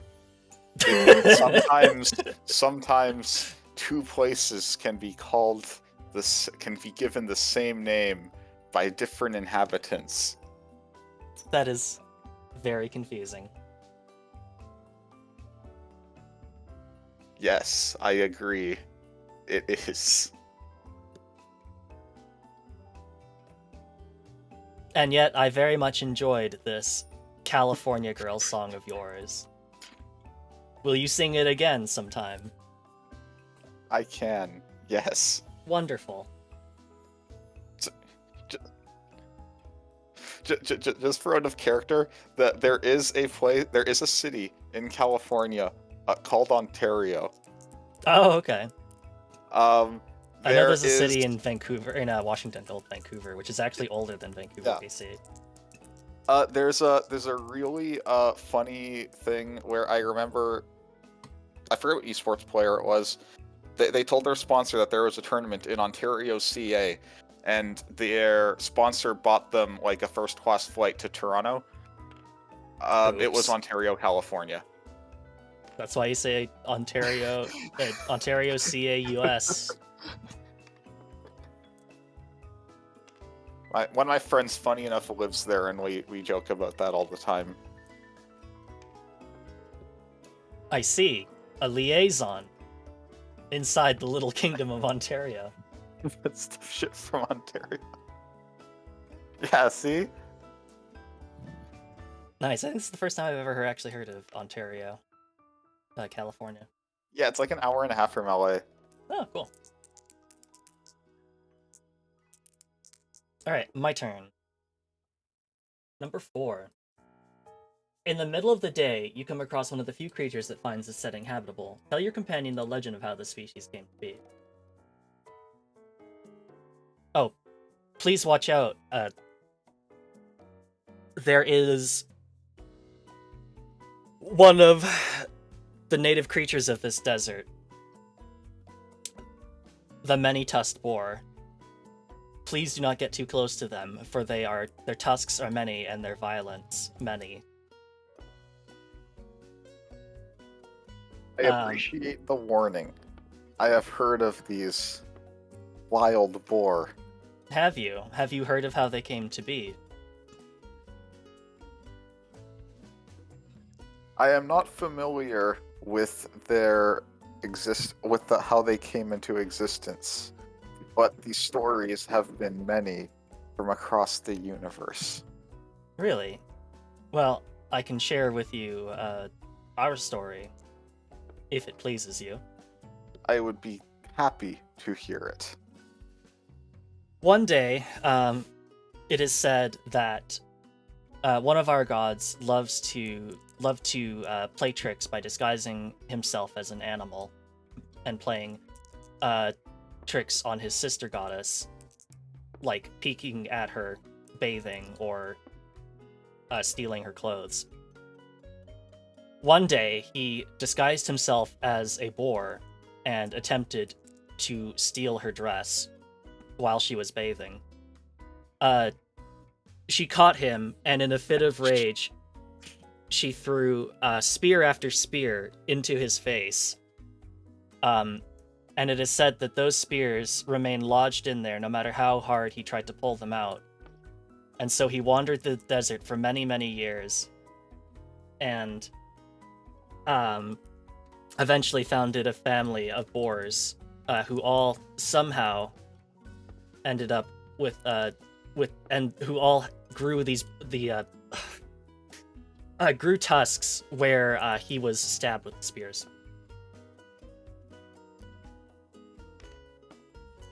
Oh, that was me.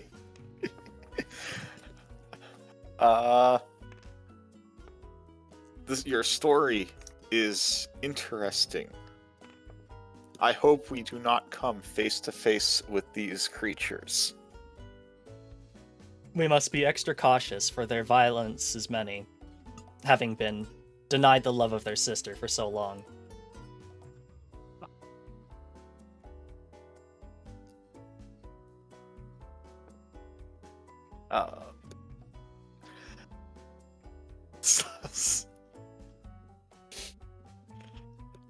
I'm sorry, chat is distracting. It's okay.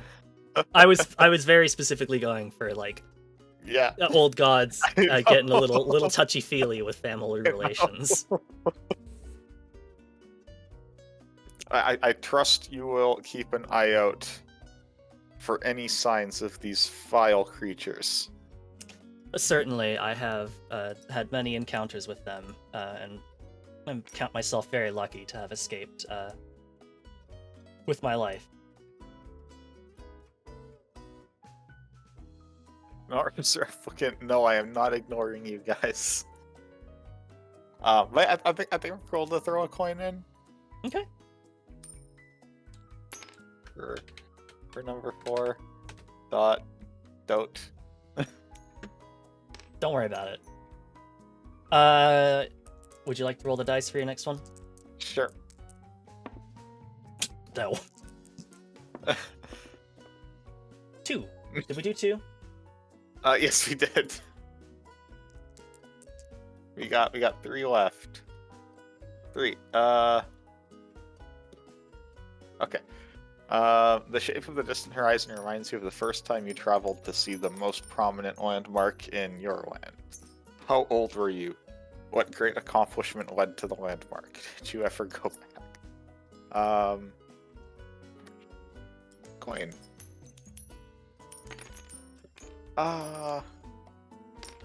Legend tells of a giant coin founded in the town of Sudbari. To see that one actually I've seen it. when I was like 6. It's a big coin. Yeah. Sorry. Very I- big. No. Just- How many do I go here? coin big, so what? So it's a big coin, Art. Yeah. Like you know what they say, the bigger the better. I'm sorry. I wonder if it's legal tender. It has to. Maybe not. Anyways,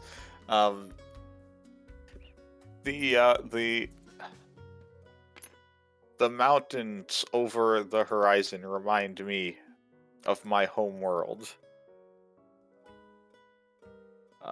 We have as well this very large mountain range, and as a coming of age, most of us travel up it and see how high we are able to climb. That is quite the fascinating coming-of-age ritual. How far did you manage to get up there? Unfortunately, I could not make it to the very top. I was only able to make it about halfway before my fear of heights stopped me from going higher. Ah, understandable. Has anybody in your generation been able to, in living memory, been able to scale to the top? Only one, and he is a great hero among our people today. Truly, if only he were among us, then we could vent some. I'm sorry. I'm sorry. I'm sorry. That was terrible. No, it's fine. Have you ever spoken to this person? Are they a great hero in your world? I have gazed upon them, but alas, we have not interacted. To scale such a big mountain, they must be the king of the land or a great warrior. They are a great warrior, as well as the right-hand man to our emperor. They have many great deeds throughout the years and century. No, any century. I'll just decade and decades. I don't know. Since Maybe your people live for centuries.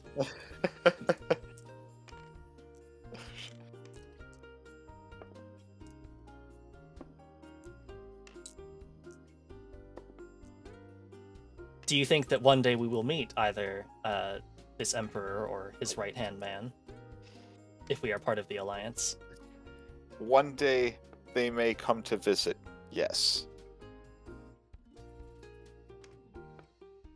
Well, I certainly hope that they are just as inspired by this land as you are. I hope so too.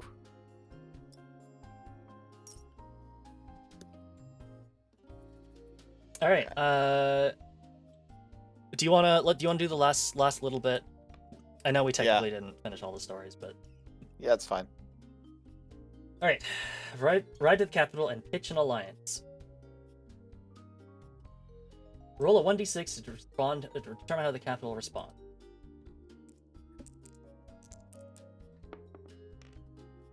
Three.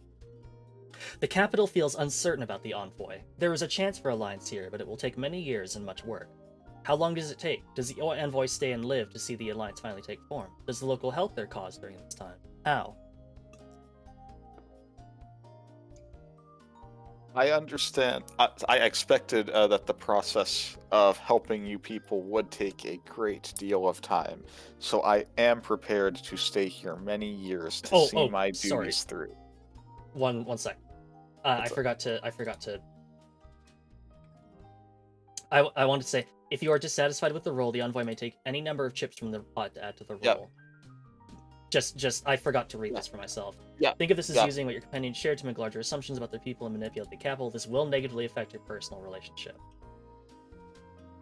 After the envoy takes 10 chips out of the pot, the local may use 1 chip from their hand if they have it to either add +1 or -1 to the roll. If you add +1, put the chip in the pot. Yeah, why not? Yeah, I don't. What did we roll? A 3? Yeah, there you go. Oh no, I can't. I can only 1. There you go, 4. Okay, sorry. Now you can continue. Yeah, pretty much the same. I need a drink again. Yeah, no worries. Absolutely. Make sure to take a drink. We're talking a lot. Man, I don't even talk this much when I'm playing video games. I know. That's the problem. Yeah. I am prepared to spend a great many years here if I have to see my task through. So I am fully willing to stay and help as best I can.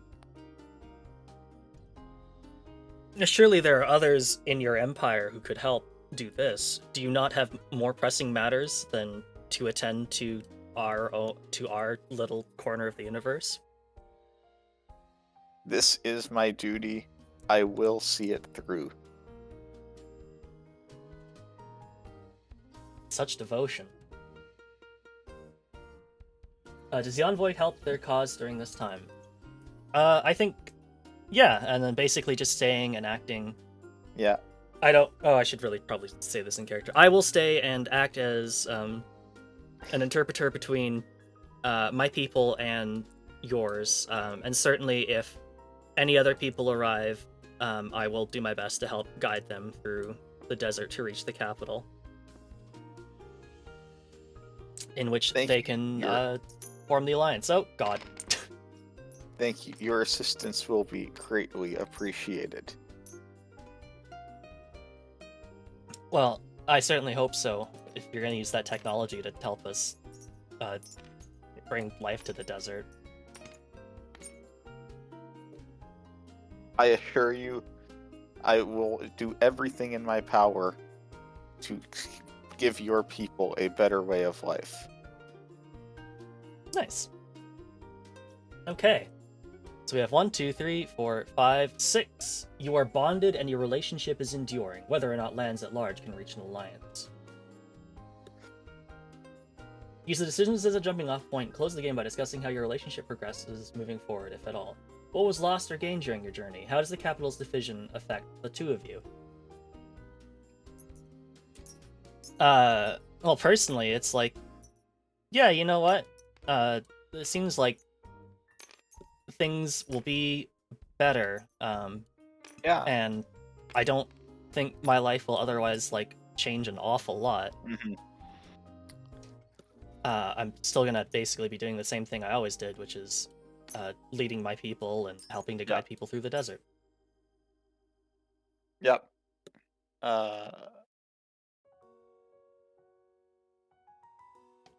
Yeah. Any closing thoughts from you, Replicant? Or Stella, sorry, while you're still Stella. Yeah.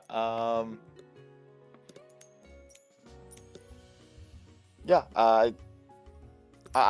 I'm just gonna say, like, yeah, everything does grow over the years. You know, you are able to expand into the desert, make those treks much less exhausting, build outposts with supplies and food and water and everything. And yeah, with your help. Yippee! This is a neat little game. Definitely, Yeah. any kind of like improv, like make a story up as you go, Yeah. is hard to do, but Yeah. it is pretty cool. Like I appreciate the like having to try to like share and develop a connection Yeah. with somebody who is very vastly different than you, especially in this one, how it was like, oh yeah, literally I'm like an envoy from a galactic empire. I like the second we like did the first like roll, I'm like, you know what? Sure, I'm gonna go with this angle. Yeah, I mean, and we didn't plan like any of this. Like I didn't No. tell Replica like, okay, you know that Honkai Star Rail game. We've really gotta, we're gonna do that. I legit was not planning on that until we rolled the first 6, and I'm like, okay, other missionaries going to other lands, which in this case would be planets. I'm like, you know what? Sure. Nice.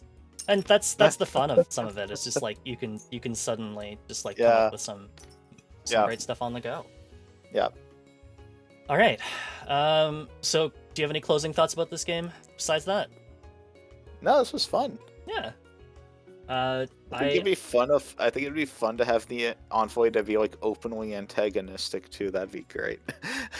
Like an envoy, like especially if it's like a solar empire angle, like being like, I don't really know what you can offer me, and the political being. Sorry, I just like muted my headphones for like 10 seconds. Oh yeah, no worries. Yeah, just like especially in like the course of like the envoy being from like some like much greater in power like empire or something. Yeah.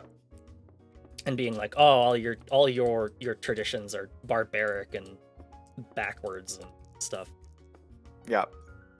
You could definitely have a lot of fun with it, but I know also like sometimes it's very hard to like get into that kind of stuff and like have it be like not like come off as just like an asshole in real life.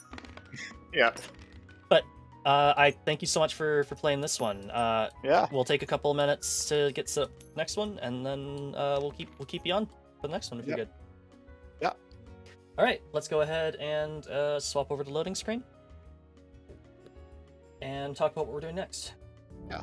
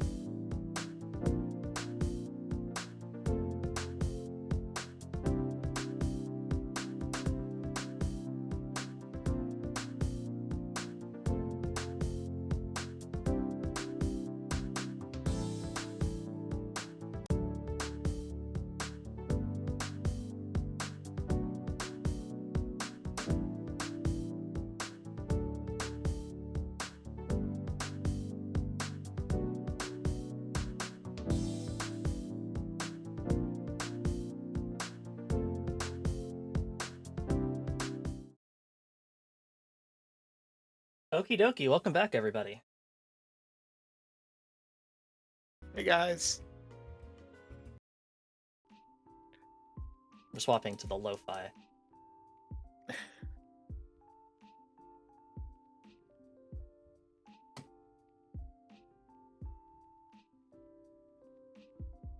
So I'm just getting Windows organized here.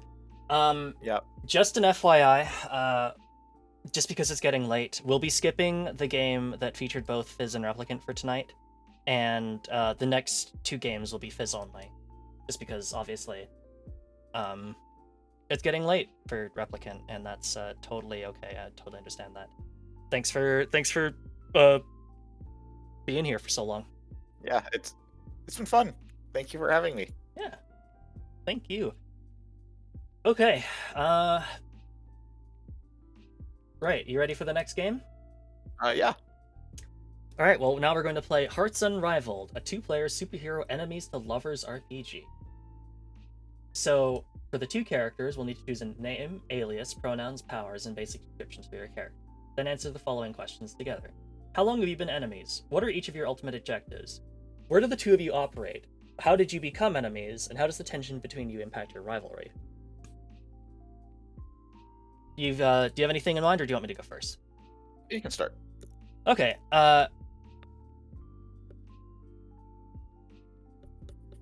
Let's see. My character's name is Jenny Powers, who is she/they. Goes by the alias Clockwork, and her power is to slow down time for a brief time. A basic description: she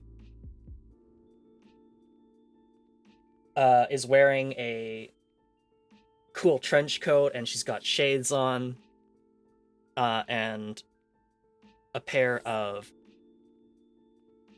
jeans underneath with cool techwear sneakers. Okay, Replicant, your turn.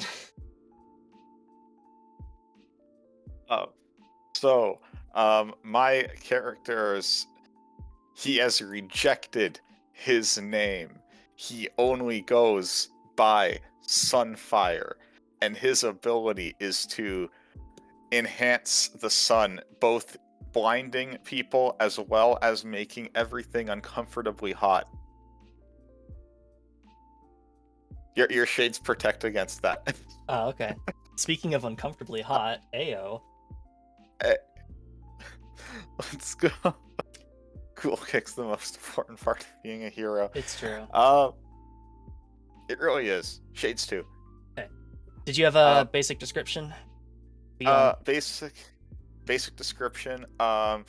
He is bald with an extremely shiny scalp and a bright red and orange color scheme, mostly orange with like a big red X across his chest, and then like the red like spandex short thing. I'm just I don't thinking know what to call those. of Saitama from One Punch Man. Yes, sure. All right. What? I Sounds good to wasn't me. even going for that. It works for me though. How long have you been enemies? I think we've been enemies for 5 years, ever since I think we got in each other's way Sure. Yeah. during trying to bust a supervillain.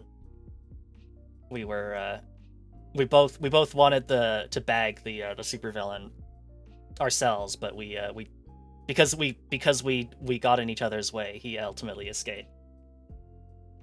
Yeah. What are each of your ultimate did you want to add on to that? Sorry. I would just I go for the bounty above everything else. Okay. So you wanted the reward. Yes. Okay. What are each of your ultimate objectives? Do you have anything in mind? I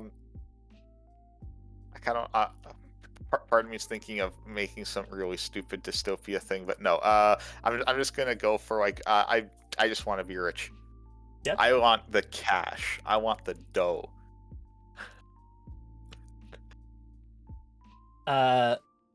Clockwork's ultimate objective is to figure out why she was given these powers in the first place.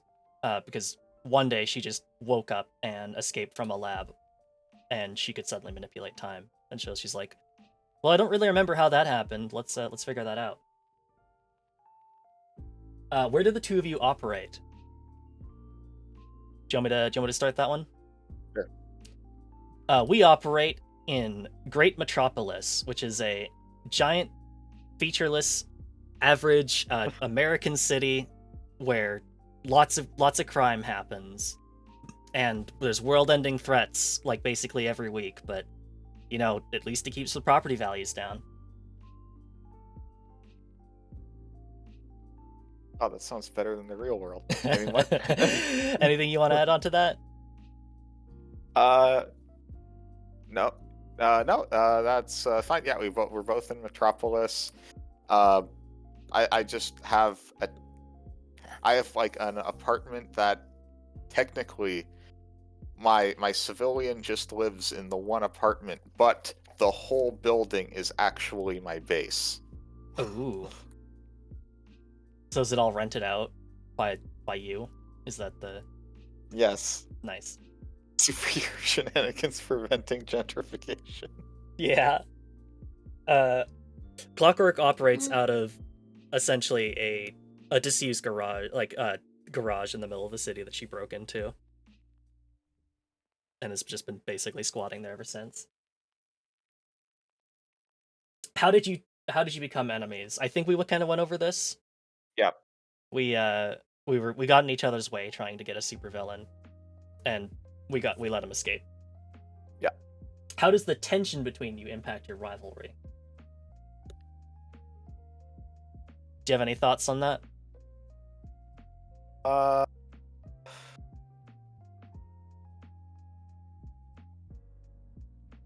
no thoughts, head empty. Uh, Fair enough. uh,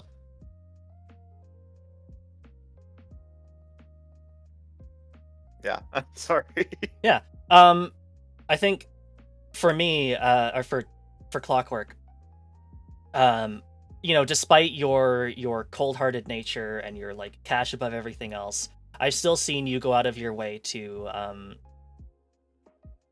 uh to go and like rescue people who are like in harm's way, and despite everything, despite all my misgivings about you, like I can't help but feel like deep down, there's someone that can be is it has some good in them, and that's given me feelings I don't want to think about. Um, outwardly, um, I am just like clockwork hot, but there's also like, yeah, I respect that you do good things for everyone without wanting the monetary reward. Nice. Yeah, Okay, so let's explain what's on the table here. So we've got a D8, or sorry, a D12, yeah, and we've got these two counters here, which is our enemies to lovers track. 0 is trending towards enemies, and 10 is trending towards lovers. And this will be replicants, and this is mine. And we both start sure. right in the middle of the track at 5. So the player who most recently read or watched something about superheroes rolls first. Well, replicant, you like Kamen Rider, so I think that automatically means that you go first. I was gonna say I do not watch like MCU or anything at all, but yeah, I guess Kamen Rider counts. Kamen Rider is a superhero. Yeah, I watched that today, so That's definitely more than me. All right, what is your first prompt? what did we roll? A 9. A 9.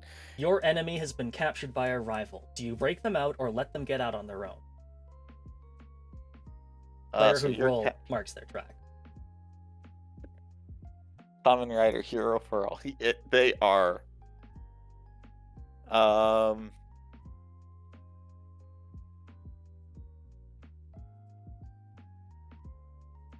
Sorry. uh. No thoughts head empty. Anyway, sorry. It's all good. Right. Take your time. Okay. I see you captured, and I go in, guns blazing, breaking you out, and taking the guy out in the process. Um, outwardly for the reward money, but I do not want to see you captured.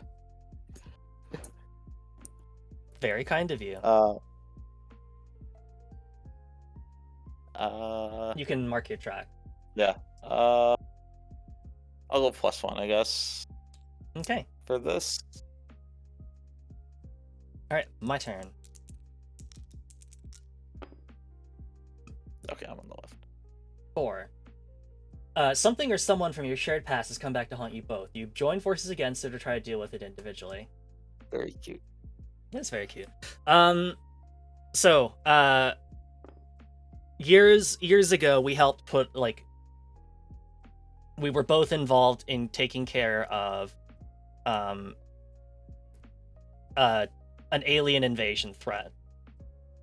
And now I've noticed that, some of them are maybe trying another invasion. Like, I've seen a couple of them sneaking around Metropolis City. And I don't know. I don't know that I can. I don't know that I can trust. I was gonna call you Sundowner. I'm sorry. What was your superhero name again? On fire. Sunfire. Excuse me. To Sunfire to not like ruin the whole subtlety of this operation with his giant blinding light and his guns blazing attitude. I think despite the great danger, I'm gonna try and take this on myself. Both players mark their track. You can also like respond to that if you want. Yeah, sure. I also go in. I burst in through the window, going, "I'm fucking invincible." It sounds like sorry. something you'd say. Go for it.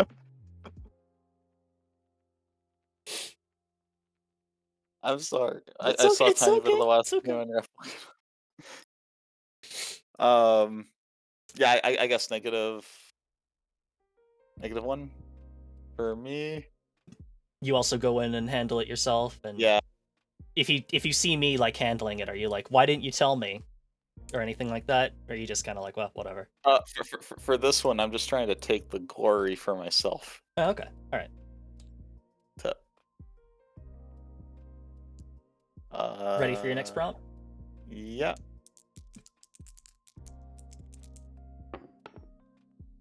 I have like so many windows open. This one's 11. Okay. 11. Do you want to read it, or you want me to read it? Overwhelming odds have trapped the two of you together with no way out. Do you sit in resigned silence or talk for what could be the last time? What do you say to each other before you're rescued?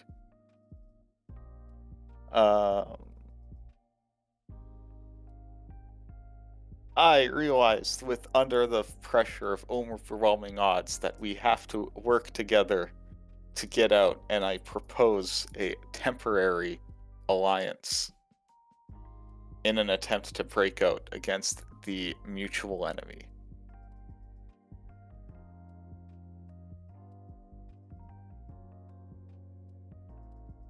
Well, I do Moment of know that passion you. and final moments. Yeah.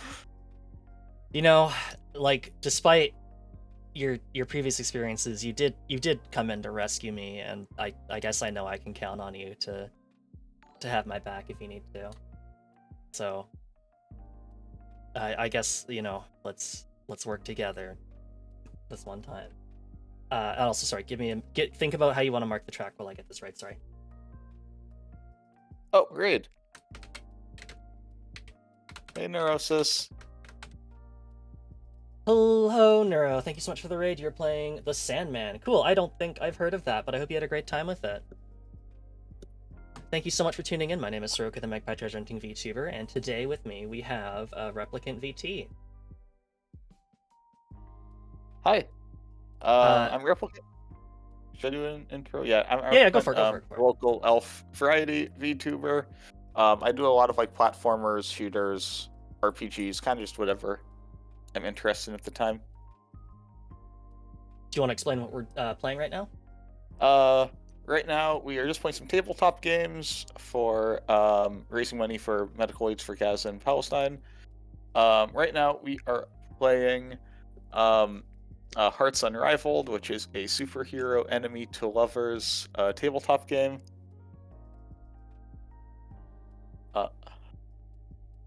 And it's Yeah. it's going pretty good, I think. Yeah. And I'll mention too, each of these games is getting about 30 minutes of playtime. We're about halfway through on this one. If you'd Yeah. like to see us become even more enemies to lovers, you can donate $5 for an additional 30 minutes of game time, up to a maximum of 2 hours. But I don't think Replicant would be very happy if we had to play this for 2 hours, because Replicant needs to sleep, which is Yeah. perfectly understandable. I've worked tomorrow. Yeah, we don't want Replicant Yeah. staying up too late, but I'm sure Yeah. Replicant could handle another 30 minutes Yeah. if he really wanted to. Yeah. Replicant could do it for a charity. Yeah. But Um. anyways, we were just finishing discussing a situation where we were both trapped and with a threat of no way out, and we decided to work together. This one time is the one time we're gonna do it, because you did save me in a previous time, so I guess I know you got my back. So I'm gonna go ahead and say I'm gonna progress up to the lovers side of the lovers enemies to lovers track. And yourself? Yeah. Yeah. Same. All right. I believe it's my turn to roll the dice. Yep. A 4. Oh, did we? Oh, how are we looping these on like roll number 2? I've just got really bad luck. Yeah. All right, well, I'm gonna choose just something else. Something or someone from your shared past has come back to haunt you both. You both join forces against it or try to deal with it individually. Way back, I finally got a lead on who owned the lab that I broke out of. After I woke up with my time altering powers, and it turns out that you had previously met them before, and now I have a chance to get back at them. Would I tell you about it? You know, I think if I went to you with the information that, like, we could go get some answers about it, maybe you would have my back. Maybe I could trust you to be discreet, not discreet, but like cautious about things. What do you think? Yes, I would join to help in this situation. Do you have a particular Burn the lab overriding? to the ground. Oh boy, I might regret asking you for help, but you did agree to help me with this. Yeah. So, oh, whoops, sorry. There will be no trace of it remaining. Yippee. Would you like how would you like to progress the track? Oh, that's destination link. Oh, okay, I guess +1 here. Okay. Uh-oh. It's a 2 for you. 2. 2. An associate of yours is hot on your enemy's trail. They come to you for information knowing you faced each other many times. Do you give them the information or lie to lead them off the trail?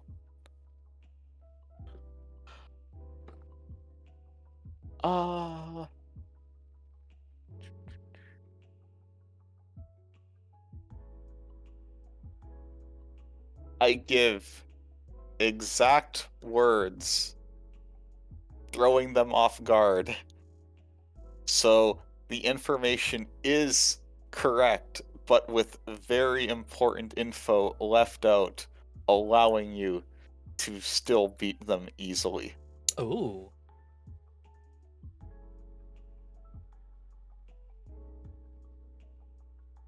All right, how do you want to mark your track? I'll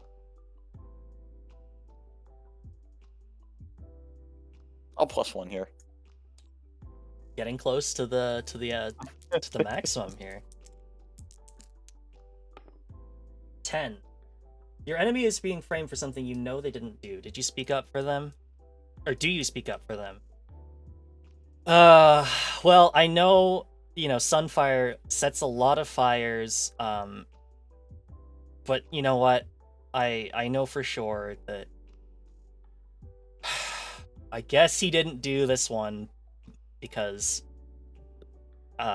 he was helping me fight aliens at the time, and so, you know, as much as it looks like it would be him for this thing, it can't be.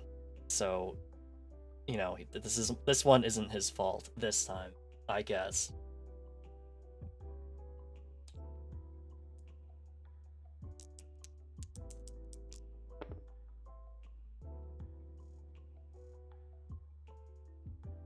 Six for you.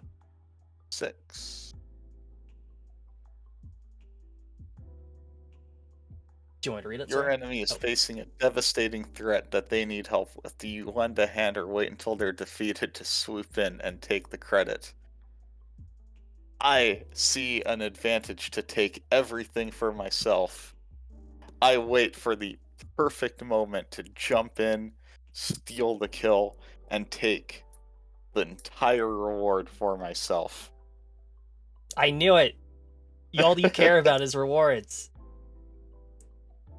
I should have never trusted you. I'm -1ing here. Yeah, I figured.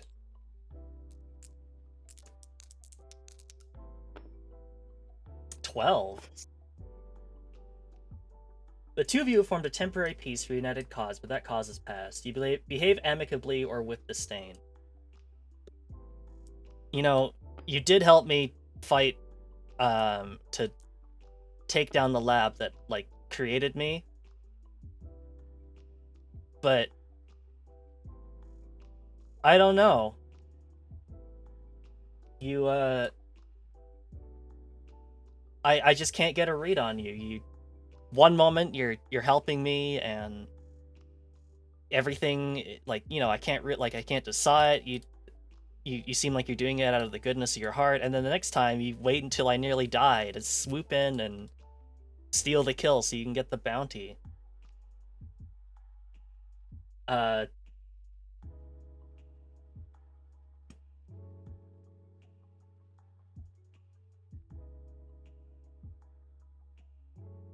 everything is just so confusing.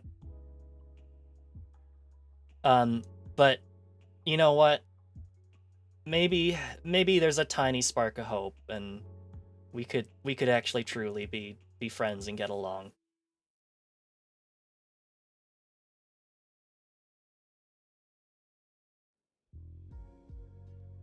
Any thoughts, Replicant? Oh, is this a dual It is a duel. one?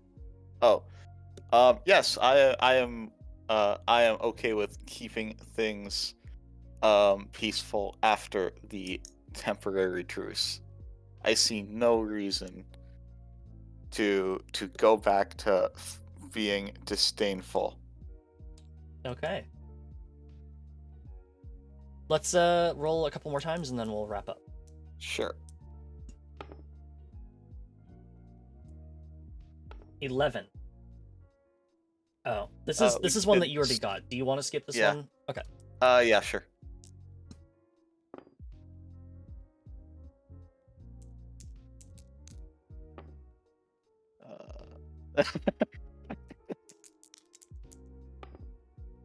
Stop loading the dice. Stop.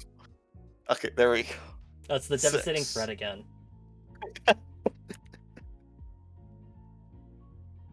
Do you want a different roll? Yeah. Seeing as Sure. you have answered both of those, like, within the past bit. Within like 10 minutes. One. There we go. Oof. Yeah, your enemy is left surrounded by debris after a destructive fight. Do you help them or leave them to find their way out of this? The fight's already over. There's nothing left to jump in on. I will gladly help in this scenario. Help with Blow no up all the debris. help with no aspect of a promised reward. Maybe you No. are different.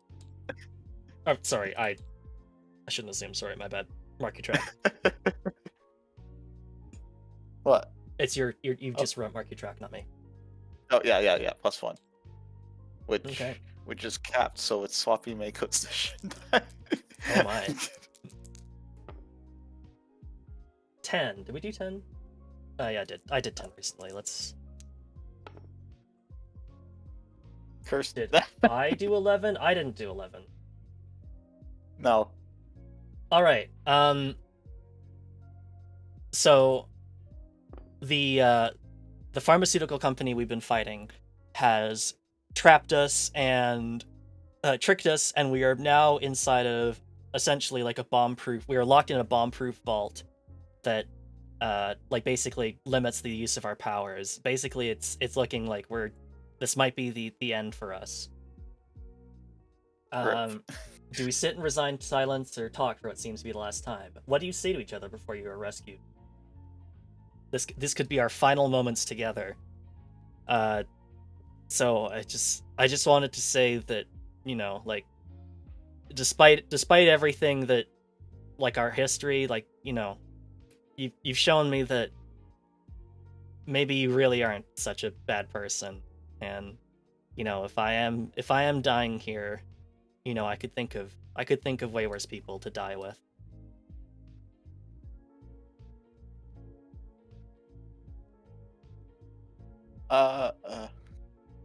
Yeah. Yeah. Sorry. Just yeah. I just imagine that being the response. Sorry, go for it. No, I fully agree. We have had a long history together. I see no better person to die with more emotion. All I right. was thinking. That's all good. Less macaroni. I'm gonna give myself a +1 for that. That sounds an awful lot like you're giving yourself a +1. I mean, I'm capped, so... Yeah, that's it. That's rank 10. If you have filled up your lover's track, you can't hold yourself back anymore. You confess the tension between the two of you. How does your enemy react? What happens between the two of you next? Alright, so you filled it up, so you can't hold it back anymore. Yeah. It's you.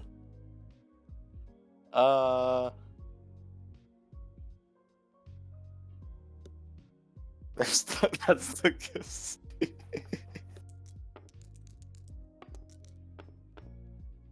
That's what I'm talking about. Let's go. It's just way too embarrassing to say over voice chat. Oh yeah, no, like, if it ever becomes uncomfortable for you, just let me know. No, okay. I am not confessing anything over voice chat. Yeah, no worries. You can, like, whatever works for you. Like, we can stop here if you're not feeling comfortable, or you can, like, describe it in the third person if you'd like. Whatever works for you.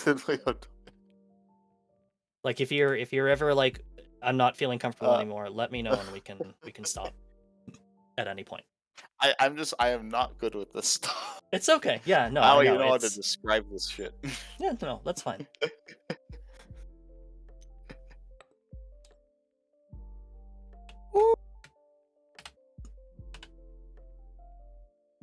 No, just leave it to the fan base to write the fanfic ending. Yeah, that. Yeah. But it sounds like, to me, it sounds like Sunflame confesses first, and the Clockwork is at a 9. Yeah. So, I mean, I think she's like, after the initial shock of like, oh, huh? She's like, yeah, okay. And then they kiss. Let's go. That sounds good to me. That's what I'm talking about. Woo! That was really interesting, actually. Thank you so much for joining me for that one. I know it's kind of an embarrassing topic. Thank you, but thank you for soldiering through it. That was nice. Like, we made some superheroes, and it all worked out. Clearly, the vault they were in was one of those rooms that will only open when you smooch. It opens as soon as they smooch when they And it turns out like the rescue party just like watches us, and it's like, oh no, they know. I mean, I've seen the room in the dojins. Normally, it's a lot more than smooching.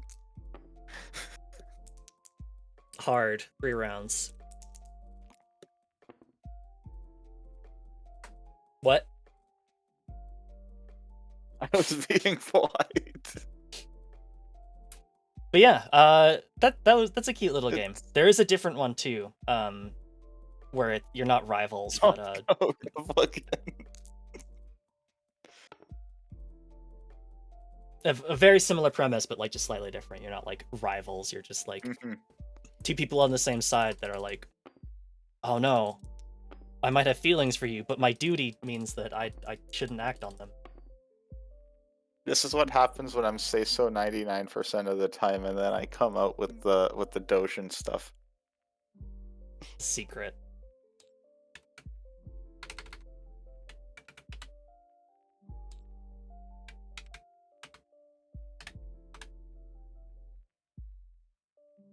But yeah, that was a lot of fun. Thank you so much for joining, Yeah. Replicant. And Yeah. it is midnight, so I should probably Yes. let you head out. Thank you so much for joining. Sorry that Yeah. took so long, Yeah, but it's we'll fine. see you back here tomorrow for some more games. Yeah. So thank you again so much. Let me give you another shout out just to go.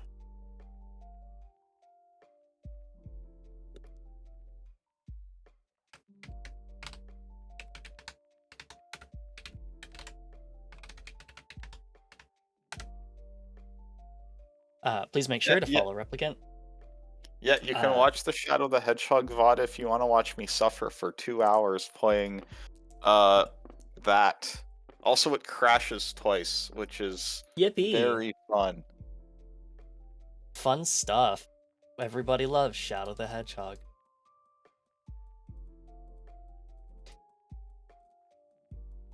But yeah, thanks again, Replicant. Mhm. Really appreciate you joining in on this, and Yeah. hope you have a good night, and we'll see you back here tomorrow. Yeah. I will see you guys tomorrow. And I'm going to take a couple minutes, and Yep. then we'll get Fizz in for the last 2 games. So I will be back in a bit. Mhm. So good night, Replicant, and Yeah. see all of you in a couple minutes. Rest of you in a couple minutes. See you then.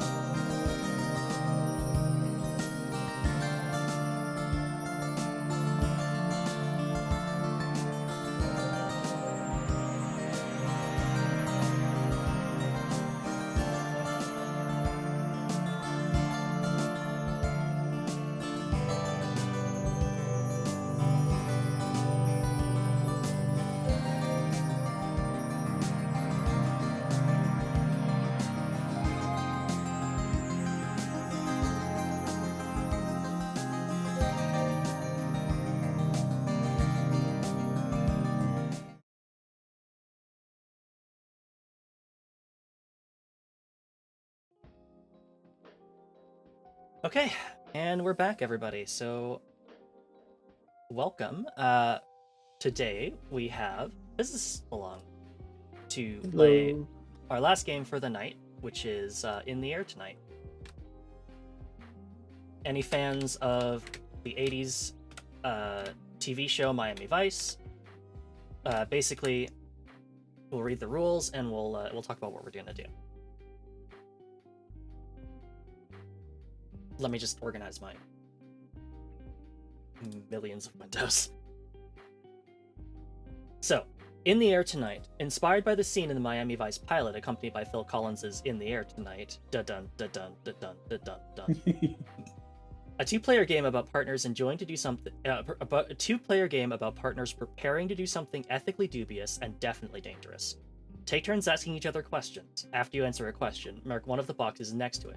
This game can be played by just asking questions or using Sasha Renault's spindle wheel cards. And I've gone ahead and put the image provided into a little board here just to make it a bit easier to visualize. Also, hello, Sheppy. Good to see you. Hi, everybody. And yeah, absolutely. Physicist, did you want to do any kind of introduction? I'm physicist. I am a brain in a jar on the internet. I stream a wide variety of stuff, but my current focus right now happens to be Monster Hunter. Nice.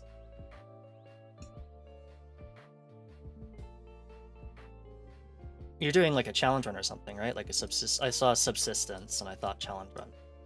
Yeah, so Monster Hunter has Monster Hunter World has a very nice environment going on where you can take advantage of all the flora and fauna to get everything you need. So I thought I would do a challenge run where I go through the whole game without bringing anything from base besides my gear. So just the weapon and armor, and that's it. So And it's no actually really fun. potions, no sleep traps, no nothing like that. Wow. Yeah, nothing like that unless it's required to complete the quest. Like you can't get trap tools anywhere else, so got to bring those sometimes. Ah, right. Okay, well, definitely tune in to see that interesting challenge run, because that sounds like a lot of fun. And Fizz is very great beyond that too, so definitely please go follow Fizz if you haven't. Appreciate it. The Bird Brain collab. Heck yeah. Okay, Fizz. Do you want to ask me a question first, or would you like to answer a question? I'd like to answer a question. Okay. Well, I think there's only one we should start with. What cool vehicle are we traveling in? We are traveling in a glittering blue El Camino. Ooh, very fancy. I'll go ahead and mark that off. Very, very fancy car. Nice and glittery and blue, shiny. Good stuff. Okay, Fizz. And what would you like to ask me? All right. Well, I'll put the burden on you to say where we're going. All right, where are we going? So, we are driving down the road to a disused factory that has been turned into a drug lab, producing a new highly addictive strand of cocaine. And we're here. We're here not on the books. Oh, sorry. No, I don't say that. We are going to a all I say is that we are going to a disused factory that has been turned into a secret drug lab. Everybody's going crazy for the boat. Oh my god. Everyone wanted you to say boat, I guess. I mean, the El Camino does kind of look like a boat. Those ones that have the open back to them. It's a land boat. Yeah. Sorry, so I'll put that down. The ships of cement. Mm-hmm. Okay. No, it's all good. I need to not be giggly about it. No, totally have some fun with it. All right, so next question for you.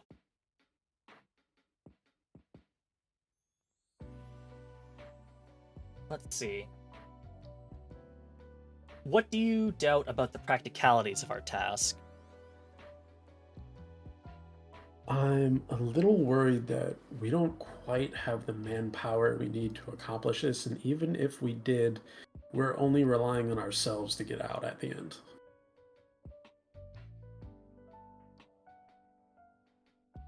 Practicality. Sorry, there we go.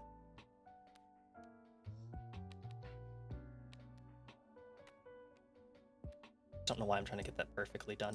Okay, your turn. All right.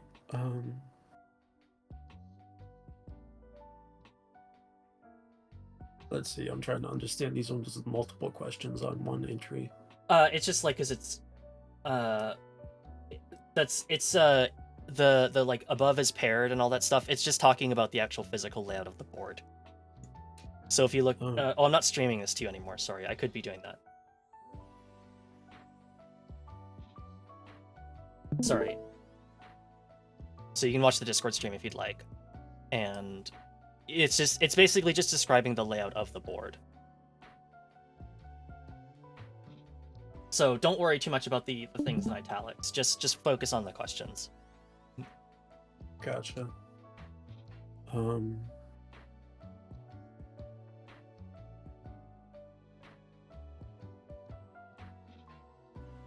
me think. Yeah, no worries. Take your time. So what landmark are we passing right now?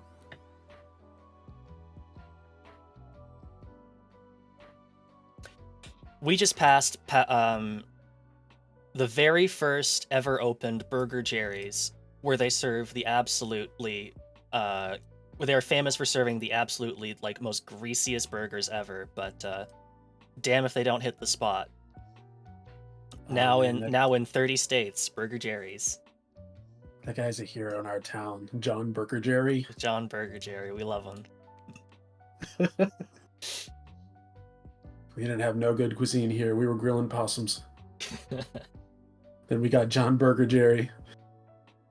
Nobody say the secret ingredient was or was not possum.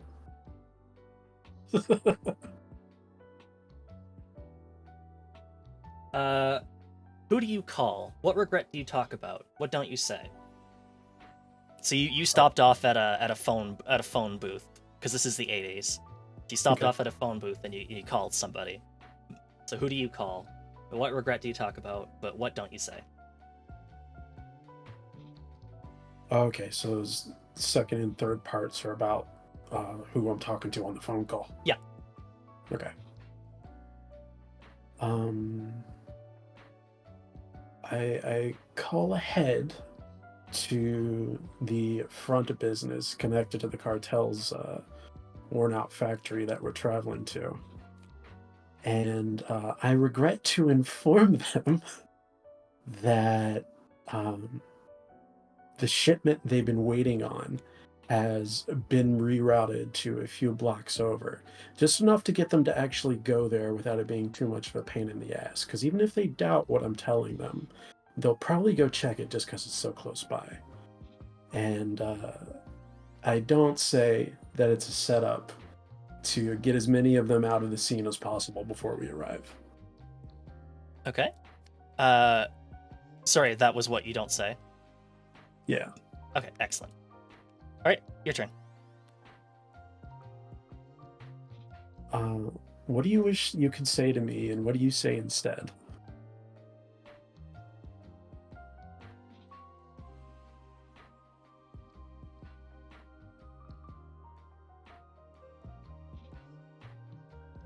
I wish I could tell you about how scared I am that tonight's gonna go wrong. Like we're severely outmanned and outgunned, and I wish I could be honest with you for perhaps the last time in our lives that like I don't know that we're gonna make it. And it scares me. But instead I just say that you know, this time we're gonna get him. Hell yeah. Where does that live? There we go.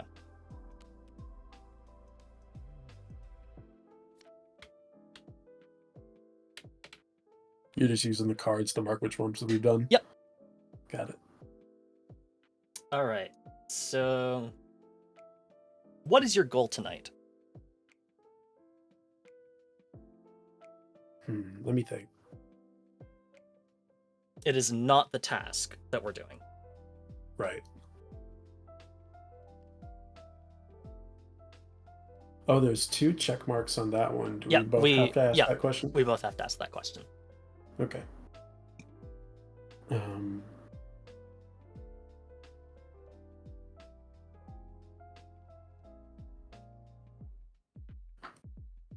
My goal is to protect you as best as I can until we reach the hostages, because I think they'll trust you the most, seeing as they already know you. And then get everybody out without being followed. Sorry, that's the task at hand, isn't it? I mean, no, like you can say the goal is to protect me. That's totally fair. That's totally fine. Okay, that's it. Okay. Your turn. All right.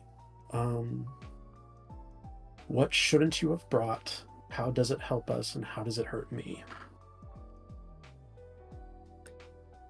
So, it turns out I've actually brought a newfangled technology called a cell phone. And it helps us because it helps us because it allows us to when we finally get everything done and dusted, it'll allow us to tell everybody the truth of what happened tonight. But how does it hurt you? Because it turns out I've gotten this cell phone because another drug baron has blackmailed me into making sure that I stay in constant communication with him, and he's threatened me and my family so that to do his bidding, and he's going to make sure that happens. Is it one of those big brick phones? Absolutely.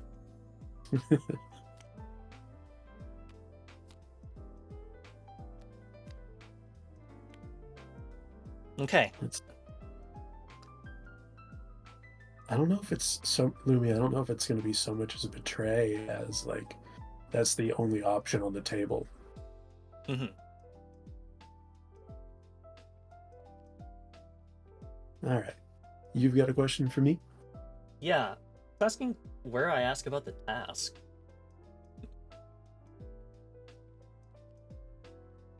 Did we finish all the questions to get to that part? No, that's the... no, sorry, yeah, you're right. That's what is the task. Okay, never mind.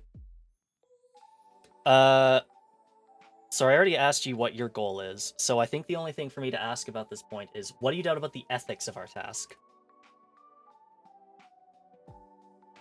Well, I can't help but think about the guys we interrogated on our way to this step of the plan, and how they all had some practiced, reason for why they're doing what they're doing. But I did look into them a little bit, and there's other ones that I just had intuition about, where I don't think they were completely making up the fact that they were doing these things to keep their family afloat because it's what they had on the table, or just because of where they grew up. They were strong-armed into the operation, and they didn't actually want anything to do with it, but they didn't have a way out without facing retribution.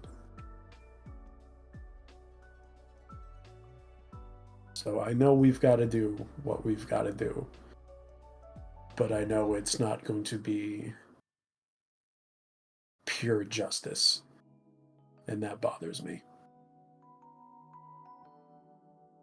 Okay. You've got one last question for me. All right. What is your goal tonight?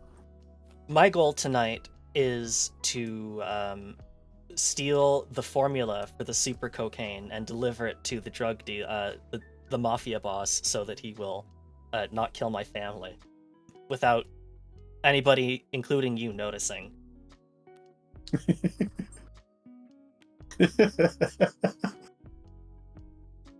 I'm just thinking of Super Coke, and like they've got to kind of jazz it up, because if you just serve them a tray of what still looks like regular Coke, That's just not good enough. People want the super coke. So like, how do they jazz up the design? They put glitter in it. That's the first thing I thought of, glitter. But like sparkly blue glitter or something.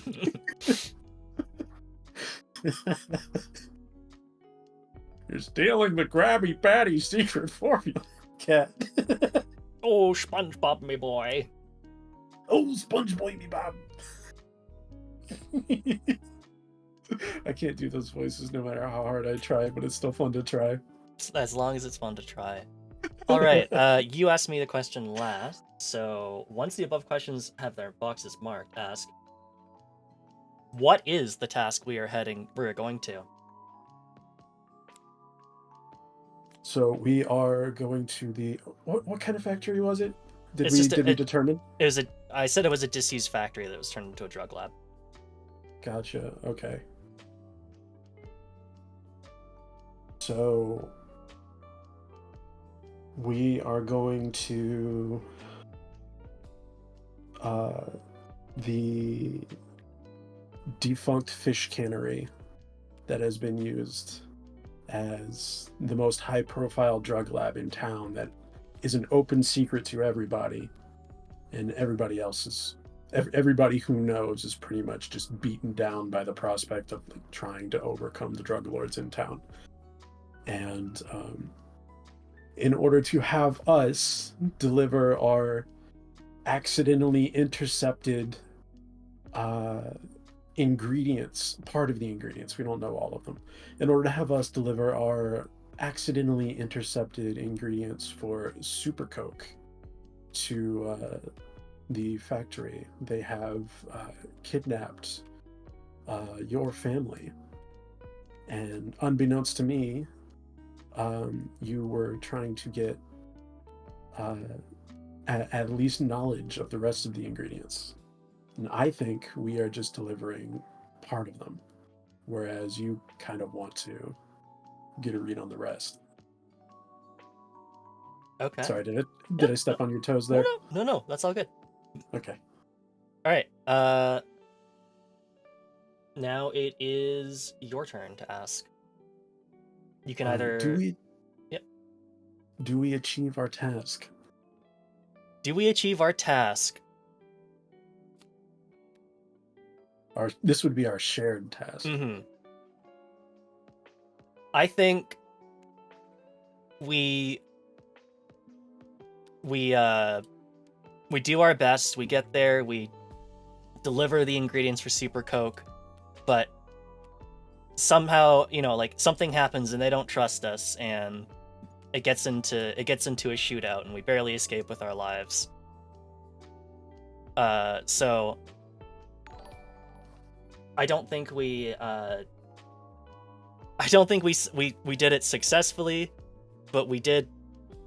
So I'm gonna say like we technically didn't succeed, but we did stop Super Coke, which is nice.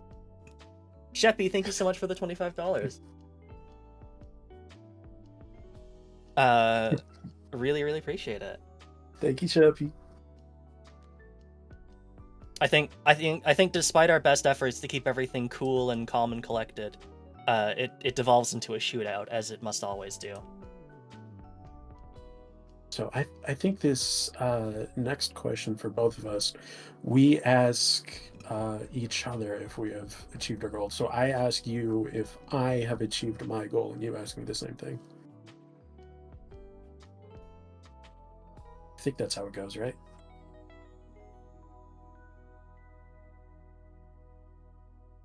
Because the question No, is I'm worded... asking. I think the way that I understand it, I'm asking. Yeah, sorry. So I'm asking. So if I ask it, I'm asking you if I succeeded in my goal.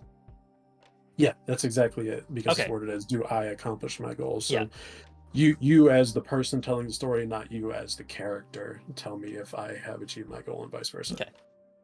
So I think that's my turn. So did you succeed?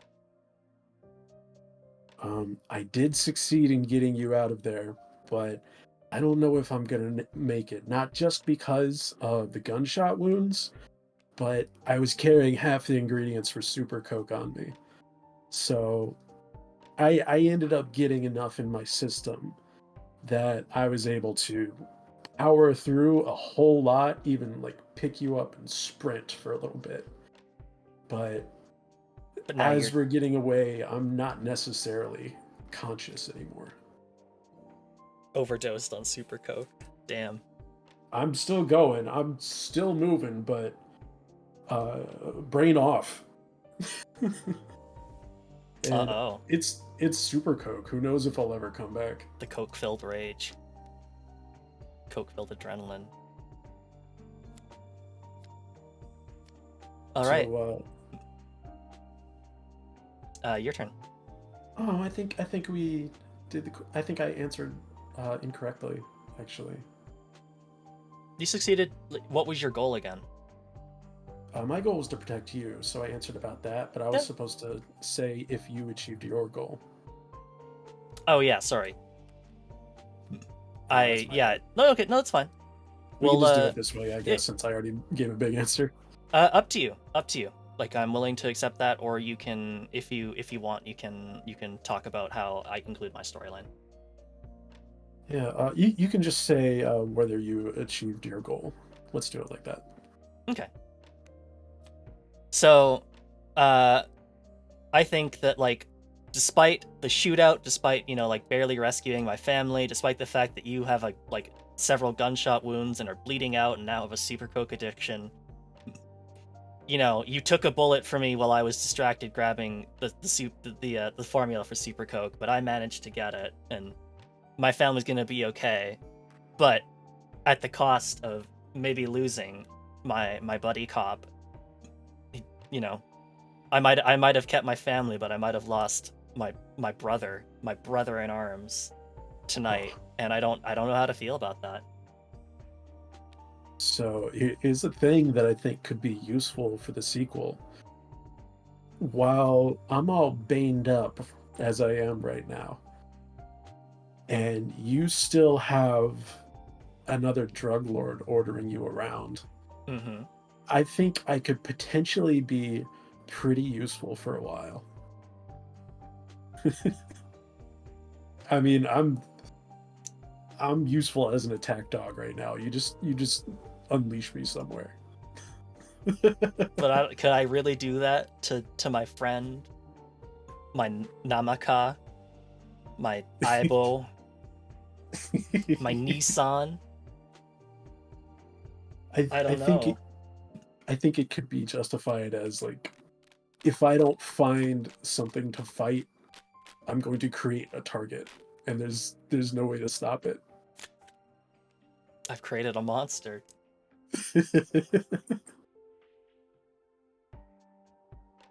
That was a lot of fun. What do you think? Yeah, it was neat. I like that. I'm still a little freaked out at, like, I didn't think I'd get this much stage fright about telling a story in front of people. Like, I'm still shaking a little bit. It's totally fine. Like, it's not an easy skill to just suddenly, like, talk in front of people. Yeah. But yeah, did you have fun regardless making up a story with me? It was a lot of fun. I had like a vivid mental picture of everything that was going on. I liked it. Yeah, I definitely helps to have this kind of like the backing of, like, In the Air Tonight, the Miami Vice thing, because that, you know, like, that's basically like, oh, like what did we do in the 80s? Well, we had coke dealers. Mm-hmm. So that definitely helped me, like, you know, like, give like a little basis for the story. But, like, other than that, like, we kind of came up with everything on our own. That was cool. I liked it a lot. Yeah. Sheppy, yeah. Just in case you were unaware, basically any donation extends the game timer. If you would like to see us play this game for longer, if you're up for that. Yeah, I can try. You can try. Do you wanna Sheppy, feeling that we should do this again? You wanna, seeing as we're not gonna do the other game tonight, do you wanna maybe give this another try? Yeah, the other game involved some skills that I don't have yet, and I wouldn't just be stumbling and doing tech support the whole time. Yeah. Okay. Sure. Let's do one more round of this. Let's mix it up and let's really change up the setting a little bit, I think. Okay. if you're good for that. I was unsure there Yeah. was donation incentives. Oh, sorry, yeah. Yeah, $25, like, so every $5 extends the game timer of the current game up to 30 minutes. By 30 minutes up to 2 hours maximum, but obviously that also depends on if my collab partner's feeling up for it. But if you'd like to see us play another round of this, definitely I'm down. I think Fizz, or if you're down for this as well, Yeah, we I could do am. that, and then we'll just end off after this. Only Fizzy and use comfy. I'm good. Yeah. I can do it again. Okay. I just realized I don't. Oh, my I, phone crashed. oops. I just noticed my phone wasn't on VTube Studio. Somebody yesterday decided that they would like save up their donation in order to extend another game. Is that something you wanted to like continue having as an option? Yeah, absolutely. Like if you're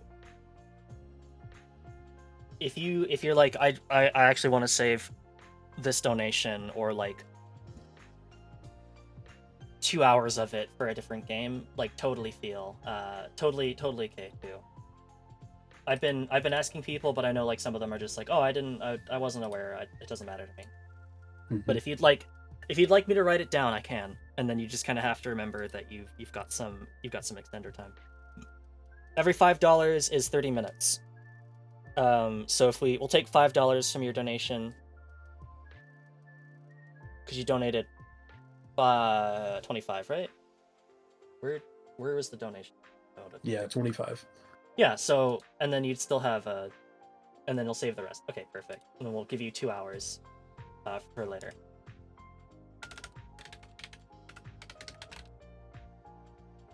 Perfect, that works I for me. like that we had a glittering blue El Camino, and then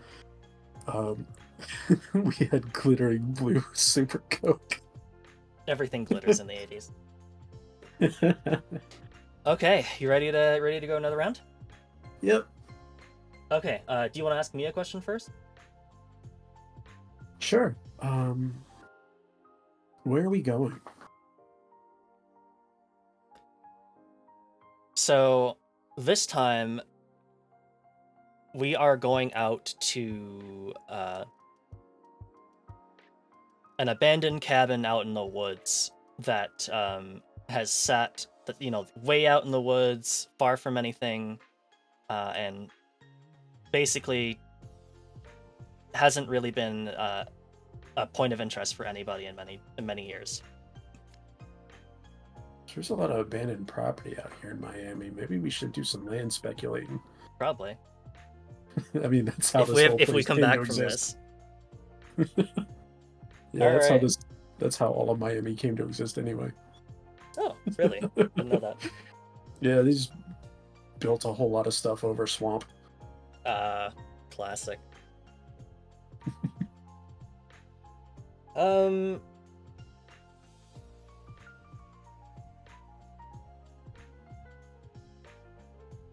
What do you doubt about the ethics of our task?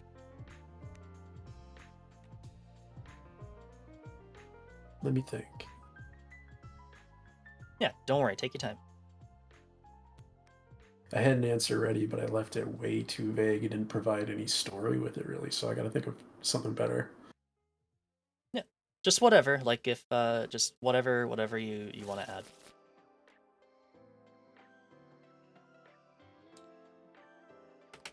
So the thing I doubt about the ethics of our task is that the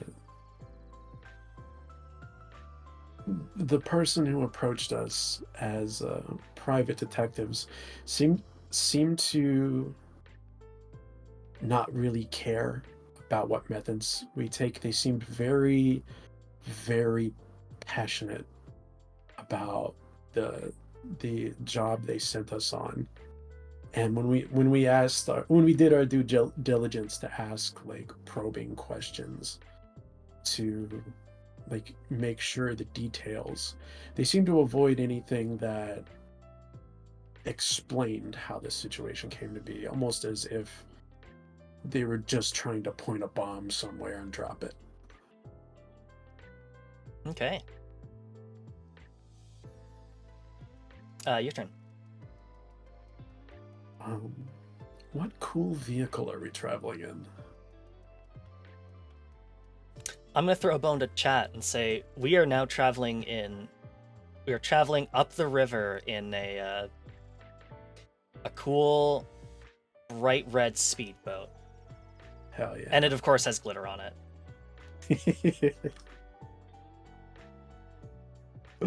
Oh yeah, chat. We're in a boat. We We're made in a it. boat. You done it. It's Woohoo! the apex of the story. It's easy. We can go home now. We got the boat. I mean, what more can we want? We got a This is boat. true. How did you get the boat though? Don't worry about that part. Yeah. Don't worry about it. All right, ready for my question. No. Yes. It's my turn to ask you a question. What landmark did we pass? So as we're going through what's left of the marshes, the last building we see is what I recognize as the last gas station out towards the forests along the marsh, and there's it almost as if to say like this is as far as the city goes, and now there's just wilderness and hermits out this way. Here be lions. The side facing the city is covered in various graffiti, and the side facing the forest just has a burnt out dumpster where the nearby residents come to collectively burn their trash since there's no trash pickup out this far. Okay. Your turn. Or no, my turn. What do you want to ask me?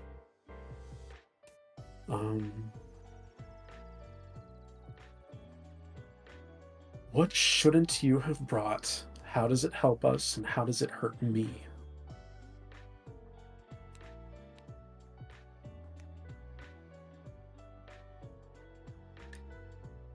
So, this time, the client gave me a knife to plant at the scene once we were done. And it helps us because it'll help us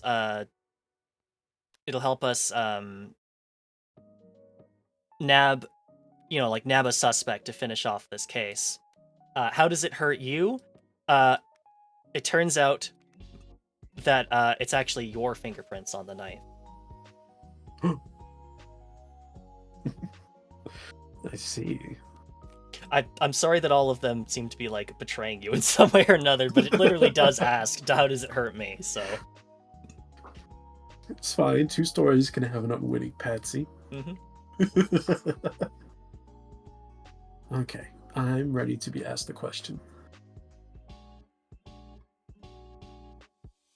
What do you wish you could say to me? What do you say instead?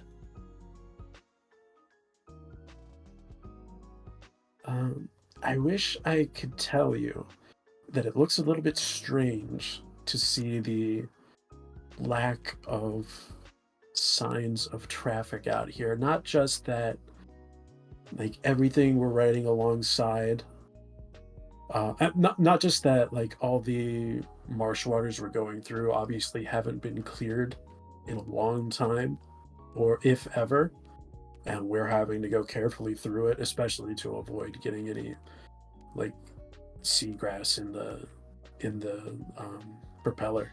But even the gravel and dirt roads alongside us seem like they've barely been used up to this point. There's not any sign that anybody's been like out of this area in quite a while. What I say instead is that I'm getting the heebie-jeebies out here. Not only does it feel like we're where we shouldn't be, but it feels like we might be the only ones out here besides the mountain lions. Oh, okay. All right, your turn. Let's see.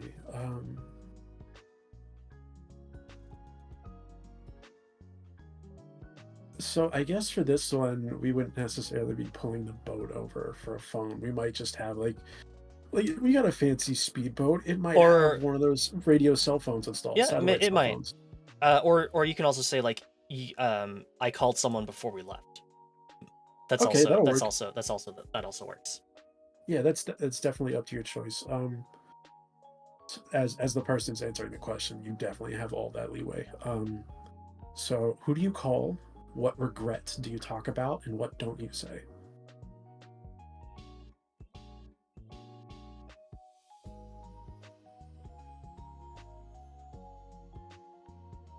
I call our former, former detective buddy. We were all in the force together. But you and I went private while he stuck it out. And what regret do we talk about? I think the regret was, I end up waxing about the case that, basically disgraced us and got us thrown off the force because it just went cold. We couldn't figure it out. We couldn't get the guy. And how, it's eaten me up inside that I couldn't ever catch it, and I ruined both of our lives because of him, because of that. What don't I say? I don't tell him that I'm feeling real regretful about I'm really not sure about doing this whole like framing Fizz for murder thing but because the client told me to plant this knife in the house so that the evidence points to Fizz. I don't talk about that. So you feel very conflicted because we're in this situation because of a mistake we made, mm-hmm. and also like in order to like make a living, you're risking like messing things up again. Mm-hmm. Because the client promised me an extra $200.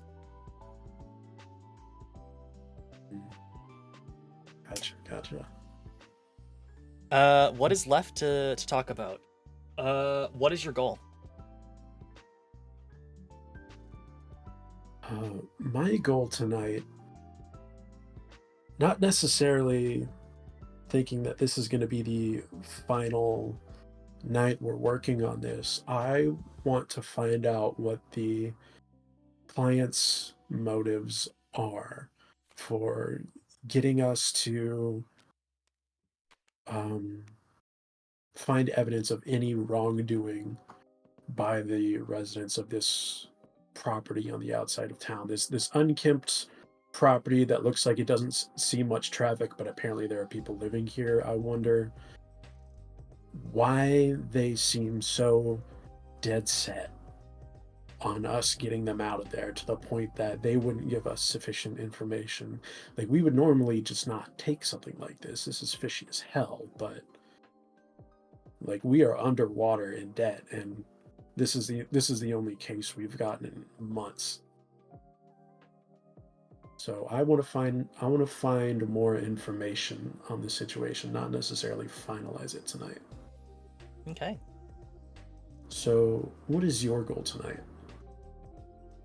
My goal tonight is to find a way to, apologize and, get things off my chest finally after all these years of like, I screwed up and it's my fault that, we got thrown off the force and had to go private, and I want to find some way to apologize and make it up to you in some way. Any way that'll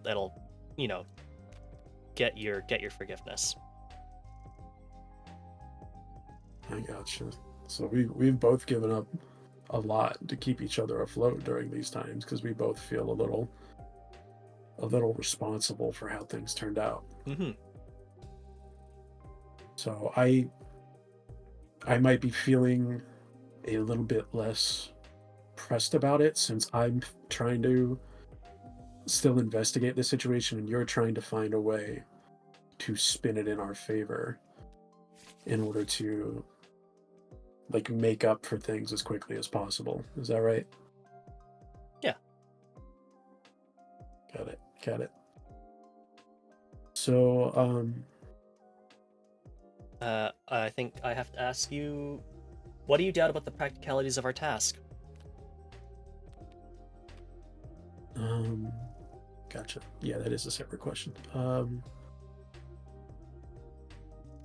The thing I doubt about the practicalities of our task is we're going to be parking the boat at a place that doesn't have a dock and then hoofing it into the woods alone on what might be a wild goose chase, which leads me to believe maybe this whole thing is a setup and maybe we knew something we shouldn't from our time on the force. Rather than having a potential rogue element sitting around that could do something about it, maybe the folks we worked with or maybe the folks we worked against would rather just tie up loose ends and send us out here.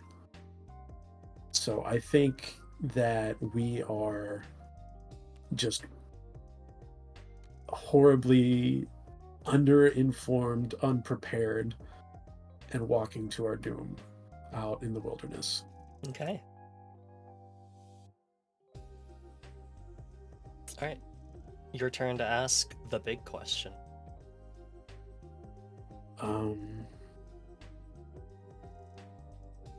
What is the task we are heading towards?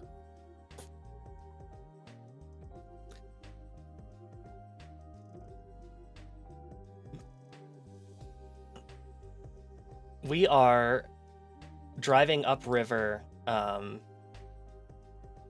in a boat to investigate the disappearance of our contacts or our employer's our employer's lost brother. And he was last seen at the cabin, and we gotta figure out what happened to him. Got it. So they sent us out on the task with that as the overarching goal, but they seemed a little sketchy when it came to giving details. Mm-hmm. They also literally gave me a knife that was like, yeah, just plant this here. Mm-hmm. Little did I know. It's a knife specifically with my fingerprints on it. Yep. So it could be that they gave us something that like looks like a virtuous task, really under the guise of like getting us to ruin ourselves, or at least ruin me. Do we succeed? Actually, let's do the goals first. Do I succeed in my goal?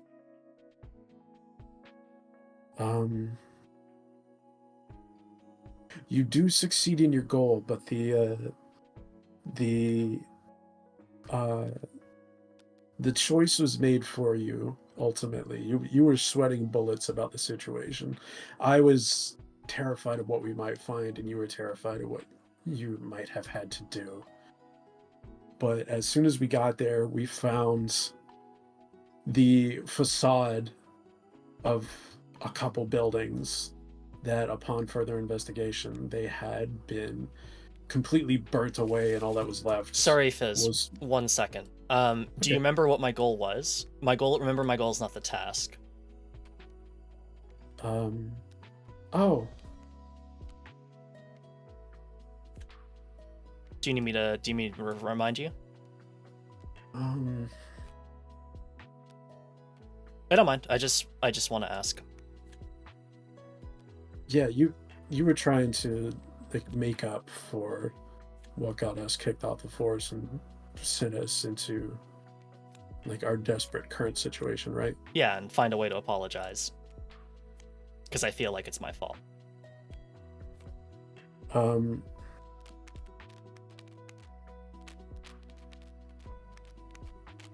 so I don't think you accomplish your goal because as we are approaching the place, um, yeah, this was tied into it in the first place. I was just saying it the wrong way.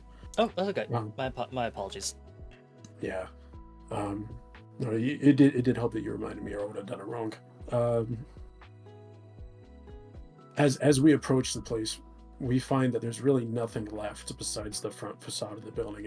Everything else has been everything else of the building has been burnt to the ground, and probably only due to the direction of the wind or any other factor like that. All that's left was the front of the building.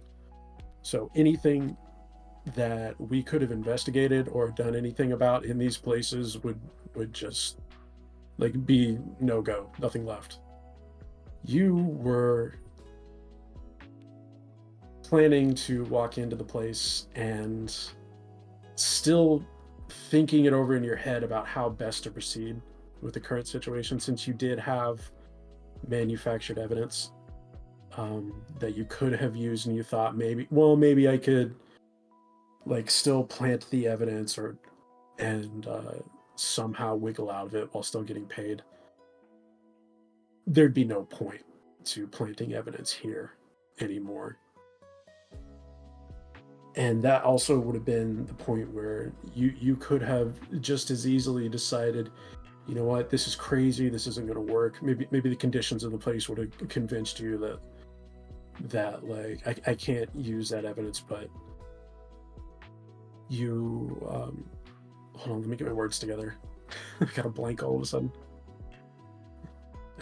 I do have a plan for where this is going. I just lost my words.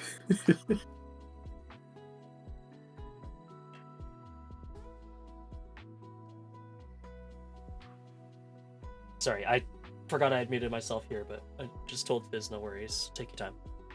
So if this had turned out any other way, like if there was still a real building here, if there was someone here, anything besides this, you would have leaned one way or the other. But at this point, you decide to keep to yourself about the knife because there's no pressing need to distract me to plant one. And you end up leaving it for later because this incredibly suspicious case is not quite going in any sort of way that could benefit uh, benefit you in terms of either going through with framing me or forgetting about it. Okay. So what we're left with is a very odd case that could have led to like self-ruination or like getting out by the skin of our teeth and still getting paid. Okay. Sounds good.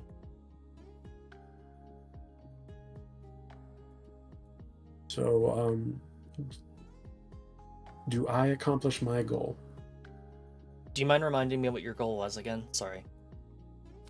I wanted to find out more about this extremely suspicious case, because as much as I would like to, like, as much as I would like us to make a little capital and dig out of this hole we've been, I'm still fresh on like trying to do things not necessarily by the book, but with the wisdom that comes from being on the job as long as we were. Okay. So, you're trying to find something that gives us more light into this case. I think that while we're investigating around the ruined building, you happen to, by sheer coincidence, happen to notice something sticking out of the dirt. You kneel down and you dig it up, and it turns out that it is a carrying case from one of the larger tech companies here in Miami, and it's very odd that they would, something like this would be out here, but maybe it's a clue. So I think you succeeded in finding a little bit more about who our client really is. Mm. So I think it's your turn to ask if we've achieved our task. Did we succeed our task? So I think we have not necessarily achieved our task, but we've got another one before us. Because now we know that this land gobbling tech corporation likely had something to do with this arson job, opening up the land to see, likely opening up the land to see if they could snatch it, as long as there was nothing left there for anybody to claim that it was occupied. And now I've got a sneaking suspicion that we're in a spot where we could be between two different parties who are trying to grab the land in this quickly developing high risk part of the country. So maybe, just maybe, we found a foothold to play them both for as much as we can get, now that we have a little bit more information on both. Cool.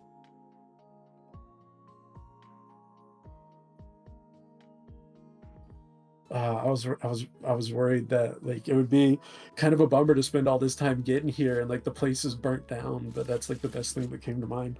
Yeah, no worries. I mean, just go wherever the story goes, because I mean, there's no wrong decisions. We can always build off of anything that goes on. I feel like what we did here was the the beginning to a story rather than the ending of one like we did last time. Yeah. And I mean, that's perfectly acceptable too.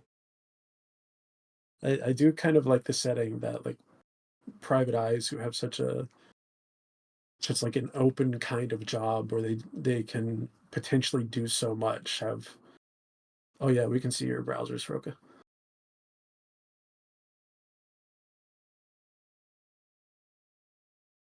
Can you Oops. hear me? Yeah. Yeah, Sorry, I fixed it. I was just trying to figure out I, what I accidentally deleted, because I that's moved to cool. something else, but I think that having the setting to a story be that two private eyes who had their own backstory that led them into the middle of two large and powerful corporations competing for some very important uh property have a handle to turn it in their way and manipulate these financial giants into getting them paid both ways. yeah, no, I mean, it's really intriguing, and I think if you wanted to, you could expand that out further, and that's the cool thing. It's uh, I'm glad that turned out good. I was so worried. yeah, no, I really appreciate you pushing past everything and having a good time with it. I know it's really not easy for everybody to come up with something like this on the go, and I really want to thank you for uh for doing it, even if you were scared and Yeah, nervous and everything. creative writing is pretty scary to me. Even just presenting a report on something studied before. I remember having awful stage fright in school, but only a couple times because I normally didn't put myself in that position. Um, so streaming all the time is fun because there's no expectation that I have to create something that could be like objectively judged for quality in Yeah. certain terms, but like coming up with a story, it's like, oh, I'm just almost petrified. Yeah, like it's very, very different than playing a game and just letting like, the game do the heavy lifting as far as like telling the story and stuff when it's like very different when it's like, oh, I I've gotten little hints from the rule book, but it's on me to tell this whole thing. And that's a lot to deal with, but uh, you know, seriously, thank you again so much for pushing past that and hanging out and telling two different stories with me tonight. Thank you, Soroka, and thank you, chat. Y'all have all been like really supportive, and I appreciate it. Yeah, thank you so much to chat for who you know listened to 4 hours of us telling silly stories. This was cool. I liked it.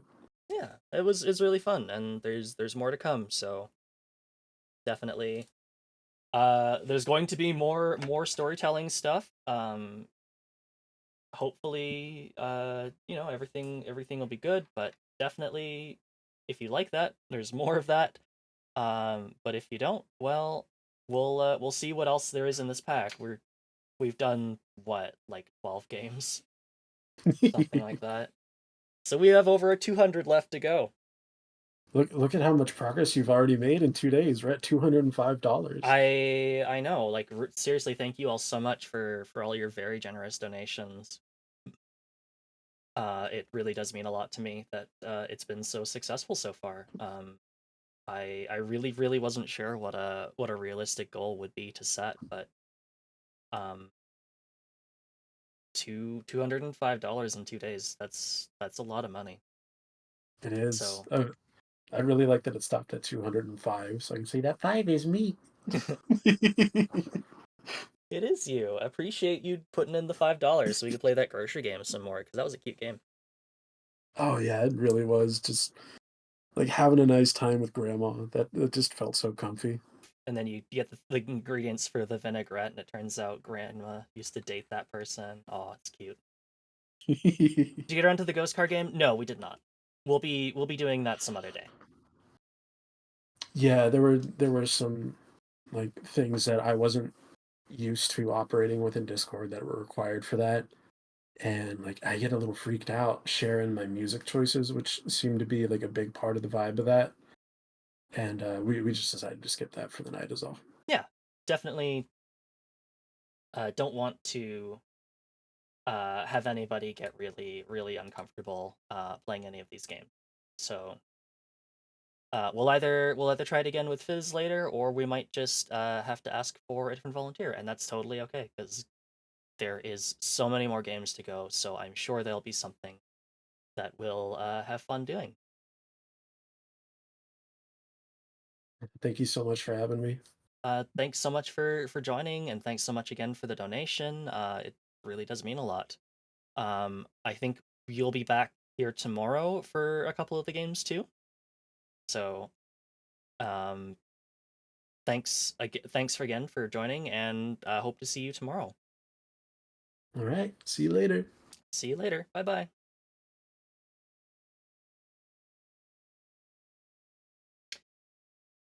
Okie dokie. So, thank you all so much for tuning in. I really appreciate, um, once again, like I really appreciate everybody being very patient with me, getting all these games together, um, and doing our best to give them an honest go in the limited time that I've set out for them.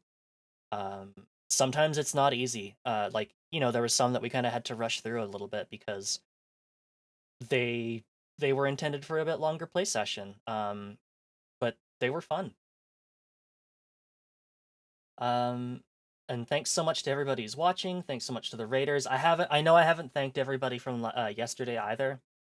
In a Twitter post, I do apologize that yesterday just took a lot out of me. And I was exhausted, but I will definitely be thanking everybody uh,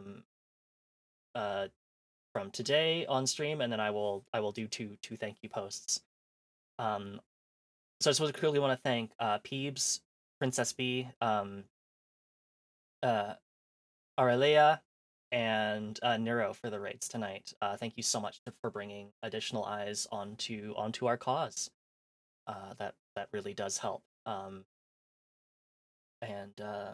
it really does mean a lot to me that it's been so successful because um I always worry that something like this will just bomb, like just because like I worry that it's not an interesting enough gimmick, or that like things are just a lot tougher for people than I realize, and it's just like, well, they don't really have any money to give. Like, you're expecting people to give money right now, like you're crazy. um so it really makes me very happy to know that things have gone so well so far. And I've honestly had a lot of fun with a lot of the games. I think personally my favorite one from tonight was just the chained oak one, where uh so much of my family died in like 2 days. But it was really fun writing the journal entries, and like kind of channeling my inner Darkest Dungeon or Final Fantasy 14 voice for writing those journals. Um, but I hope that we have the same kind of fun experiences in the next few days, because, like I said earlier, there's a lot of games to go. So I'm excited to see what's next. Although I know that there are some that is going to require a little bit of effort from me that right now feels kind of daunting, but I'm sure we'll get to it and it'll be fine. So thank you all so much for tuning in. I'll just quickly remind you of the charity work that we're doing. So we are looking at all 256 games for Gaza in the itch.io bundle, um, in support of medical aid for Palestinians. Um, this is the stream link. It's also pinned in chat. There's also a QR code that you can see behind my massive head. Now's your chance to take a picture of it, and it's going in 3, 2, 1. Okay, it's gone. And just a reminder that each game gets 30 minutes of playtime, and every $5 donation extends the timer by 30 minutes, max about 2 hours per game. So, um, yeah, thank you all so much. It really does mean a lot. Um, and I'm excited to see what tomorrow brings as far as the new game. Thank you so much for another fantastic stream, and for all the love and passion you put into checking these games out and raising medical aid for Palestine.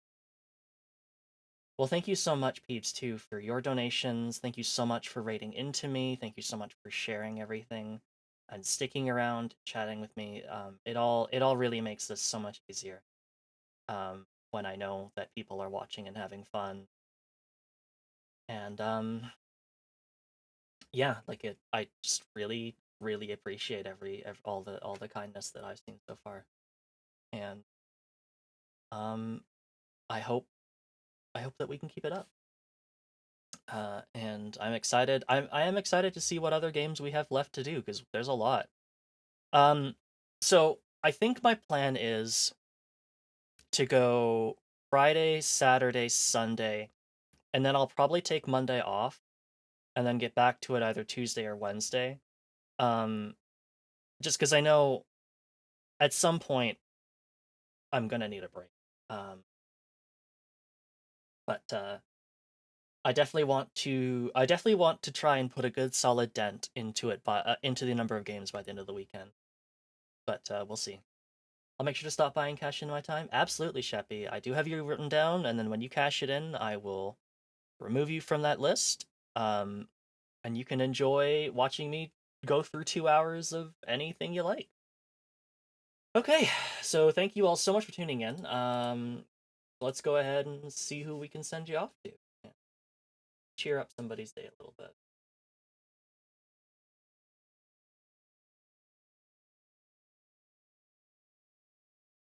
let's go send you over to Archie Bird VTuber, who's playing a Pokemon randomizer. Unless anybody has any charity suggestions, you can do charity suggestions next time. Actually, we'll go give this hummingbird some love as he tries to get through get some cool Pokemon fusions. So thank you all so much for tuning in, and I will see you back here probably at the same start time as tonight. I feel like that's a little bit better for me.